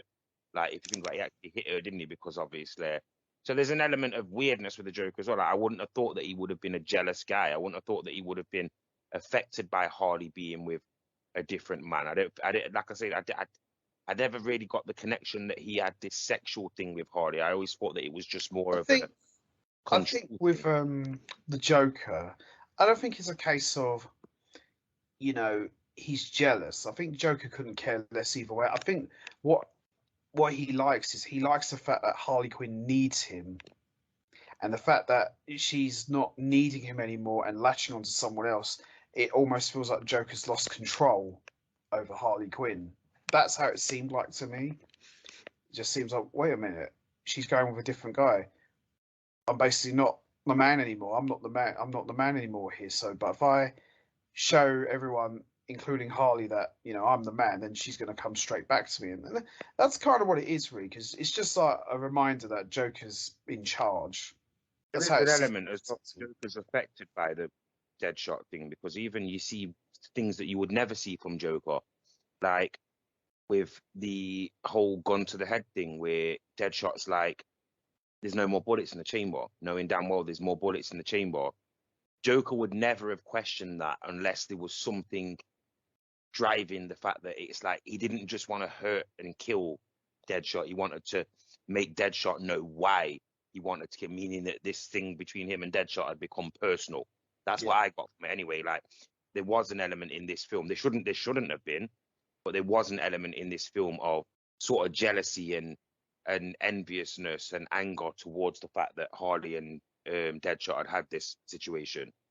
Yeah, more or less. So we see here as the remaining Suicide Squad members are retreating, we learn that the dirty bomb that was referred to earlier was actually hidden in Harley Quinn's hammer / mallet, which he then activates, and this causes the Joker to release all of the Arkham inmates. So we see Two-Face gets out, we see Scarecrow get out, we see Poison Ivy get out and just like takes out all of the guards with her thorn vines, plants, and we see Bane as well. I was quite surprised we actually got to see the Arkham version of Bane in this scene, even though he didn't speak or anything. We just see like running out. I thought, it's quite cool that we saw a few of the other.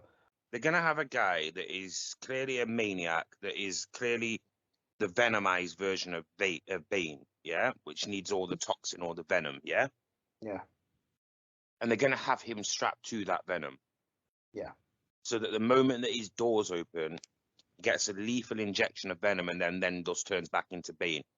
Honestly, I liked seeing Bane in this, but I thought that was absolutely stupid.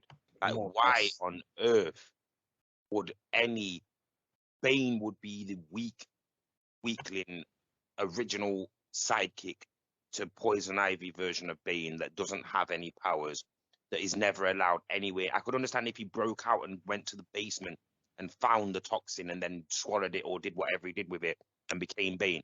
They actually had him already set up like, here, I'll just have a little bit of the stuff that turns you into a maniac. Why not? Yeah, I know. That's just again, just seemed random. It just didn't have any place here. Just didn't make any. Just made no sense whatsoever. And Killer Frost gets killed here, doesn't she? Yeah. Yeah, I didn't expect that. I thought she would at least like stayed alive and maybe she would have just got taken out or something. But she actually got killed off here by Bane, didn't she? Bane's just too much of a strong character. Like I say, when you start releasing the rogues gallery of Batman, because obviously we've gone from the normal characters to now we've gone into the Batman and Robin generation of, we started to release Bane and Poison Ivy and stuff like that. Like, once you start releasing these characters, the Suicide Squad characters are already much weaker than Batman. If Batman's had a problem with characters like Bane and Poison Ivy in the past, you could bet your bottom dollar that these Suicide Squad characters immediately become expendable characters when those characters come into it. So no surprise that Bane ended up killing one of the more powerful characters of this Suicide Squad team. Yeah, definitely. Absolutely. Wing on Arkham was basically the Batman Rogues Gallery wing. I wouldn't be surprised if when these doors open, if this wasn't literally the wing called Batman Rogue. Like the More Rogue or less, yeah. was literally every character that seemed to have come out of this wing was some form of a Batman character. We got a brief jump out from Scarecrow. Bane then comes running out smashing things up. For some reason, they've got Poison Ivy set up in the type of area of the building, not just a small cage, but an actual like sanctuary of like a greenhouse. Yeah, like a massive greenhouse sanctuary built on the side of Arkham, which she can obviously control all the plant life. This was crazy. Yeah, this was actually one of the better scenes, even though it's a bit random. But I thought this was one of the better scenes. The film should have started off with this scene, and then they worked their way through, and other things was happening. It seemed like the Assault on Arkham thing was kind of a side plot mission, just to get it as once again as another Batman versus Joker film. Killer Frost kind of got what she deserved. She double crossed the two people. There was only 3 members of the team left in Boomerang, Deadshot, and Killer Frost, and she pushed them over, didn't she, and ran off. So she kind of got her own just dessert, man, for abandoning the team. Pretty much, yeah.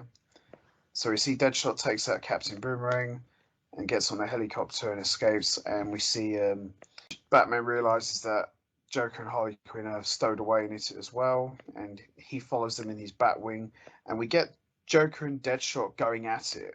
So this was quite cool, seeing 2 villains from Batman's Rogues Gallery going at it. And I think the only other time I've ever seen 2 Batman villains going at it, I think, unless I'm wrong here, I think it was Joker and Two-Face in the animated series. They went at it for a little bit, for maybe a couple minutes. So what was your thoughts on Joker and Deadshot going at it? 2 Batman villains, essentially. Yeah, decent. Like, obviously, it's nice to see there is no loyalty in this universe, as in like the villains don't necessarily, without any sort of background, why would they team up together? Like you get that where Joker realizes that he's killed Black Spider. He's like, oh, we had I haven't seen you in a while, or we had such a good time together. It's such a disappointment. Whatever he says, yeah. It's that moment where it's like he didn't necessarily mean to kill another fellow villain, but in this situation, it was like, well, I don't know you. Like, you know what I mean? Like, why would Two-Face and Joker know each other? Yeah. They may know of each other, but as far as we're aware, I've not seen them in the same film or in the same continuity in this anime or in the DCEU or the DCU. Oh, nowhere. I don't think I've ever seen Joker and Deadshot in the same room together. I don't think. But yeah, to see the 2 villains fighting off against each other, it just gave you a sense of like, whose side is he on? No one's on. We know that they're not on the same side. Well, clearly you're not going to root for the Joker, so there's only one guy you're going to root for, and that's Deadshot. It was nice as well, yeah. Deadshot and Joker, to speak about the actual, I think what you actually meant. Yeah, that's interesting, because I don't really see Deadshot as an overall villain. Not completely, no. He see him as he's a sort of anti-hero, isn't he? Or semi. A vigilante, sort of mercenary. There's elements of Deadshot which I think are a little bit similar to Arrow as well. Like, in some respects, there is. There's, once again, they're not all good. This is not just the classic case of good versus evil. There's grey areas here. I think that's why Batman obviously always ends up with a bit of grey. You know what I mean? Like if you look at it in this film, once again, he ends up with the more grey-looking costume. There's always got to be elements of grey with the DC universe, and once again, like I said, the whose side is he on thing. Yeah. That Joker and Deadshot are not on the same side. No, clearly not. So we see the helicopter collides into a building. Batman knocks out Harley Quinn, disarms the bomb. As while this is going on, Deadshot pins Joker inside the helicopter, and he jumps out, and then we see the helicopter just pretty much crashes to the ground while Joker's laughing. Definitely got Batman 89 vibes when Joker fell off from the top of the church, to his death. And we see the helicopter explodes. Now, this is interesting because you know, we've seen these before in Batman movies. You know, we always think the Joker's dead and he comes back. Do you think Joker survived the helicopter crash? Well, they didn't find the body, did they? No. They made So they mentioned that they didn't find the body. I'm sure they did at the end, didn't they? They mentioned, I mean, before we even get anywhere near there, how they survived this original where Deadshot and Joker are fighting on the back of um the helicopter, and Harley Quinn's trying without any knowledge of how to fly. Thing talking about where's the stick? Yeah, where's the gas or whatever? Batman's flying Batwing or whatever. There's madness here. Batman should have at least tried to take them out the sky or whatever, because they were gonna just all they were gonna do is cause damage, weren't they? She clearly doesn't know how to fly this thing. But you know, going into the next scene and then seeing obviously what happens to the Joker, I don't think the Joker's dead. I don't think he ever dies in these situations here. I think there's an element of almost invincibility to the Joker, isn't there? well, as you say, he's so mad he can't die really because he's too mad to die. It's laughing all the way down. It's craziness. Yeah, Batman's letting off anti-flare rockets. Like, it's crazy. This stuff's all mad. yeah, pretty much. Batwing leaves the Batwing to actually get on the helicopter. Like, who's to just leave this one Batman? But then that was obviously plot convenience to be able to save what's his name, Deadshot, from the Joker, because Joker was about to get the better of him, wasn't he? Yeah, pretty much. So as we come into the final scene now, we're winding down on the movie. We see this scene here. I love this scene, but it's just something about this scene, which is obviously Batman and Amanda Waller. The only thing I would have changed about this scene, because Batman walking into Amanda Waller's office, not Batman like. I would have probably have opened this scene as Amanda Waller sitting there having her whiskey, and she just looks up and just sees Batman standing there in front of her desk. And I don't know, Amanda Waller could have said something like, I wondered why it was so chilly in here. You know, I just didn't really like the idea of Batman just walking straight into Amanda Waller's office saying, Waller! You know, it just doesn't seem Batman like. What was your thoughts on this scene? Yeah, a bit over the top. I thought, like you say, it could have been used in a way of she thinks that it's like, oh, you know, I mean, I'm off the hook. No one can really question what I've done here. Yeah, it is what it is. And then just as she goes to take a sip of her whiskey, it's like Batman. Then she looks up and it's like, even just something like, ugh, where's pest control when you need them? Yeah, something like that, something witty like Yeah, that. basically, I'm telling you, Waller, you stop this now. This Suicide Squad. You know what I mean? Because not only are they getting in my way, they're causing things, and then we're getting, you know, situations where half the villains in Gotham are now escaped. Because I assume that Bane is now loose, Poison Ivy is now loose. You know, Two-Face. did we get an extended cut of this film where Batman and the remaining members of the Suicide Squad go out and recapture all the people that have been released from Arkham Asylum, all these dangerous No, no, scarecrow it type didn't. criminal stuff? No. Well, The whole thing was animated well. The whole thing was good. It was good to see some of the characters at this stage in 2014. It was actually great to see some of these characters that you'd not really seen anything of. And some of the other characters, like I said, it was a bit overkill having too many Batman Rose Gallery people in the film, but yeah. it worked well. It's just how much of the comic book vibe you got from this, even though it was a bit of, like you say, it was a more mature version of a Batman story and the Suicide Squad, and that you still got that very, oh look, it's over there, look, that kind of very comic booky Yeah. resolution to a lot of the problems. I mean, it's nice to see that, you know, you can go back to the fight between Joker and Deadshot. This fight goes on throughout like 4 or 5 scenes of the film. How many times does Joker end up stabbing Deadshot in that About final four, scene? 5 times. You're talking like 4 or 5 times, yeah. Yeah. And there's this one line I like Batman said to Amanda Waller. Amanda Waller says, what, well, I've got to do what I've got to do. You got to break a few omelets, make some eggs. And then Batman says, it's because you're a messy cook, Waller. Good scene, but I just thought it's not very Batman-like. The less Batman would say is better. You know, I was just, I agree with that. Like, Batman's more just straight to the point. Like, you can't have your cake and eat it. They try and do all that Batman 66 puns and dialect, But remembering this is an animated movie, we don't necessarily need that here because Batman doesn't have to be kept away from all the superpowered stuff because this is an animated movie. And like you just said then about the whole Batman in the doorway, it means that he's obviously come through the whole building of Amanda Waller's building. We didn't need this.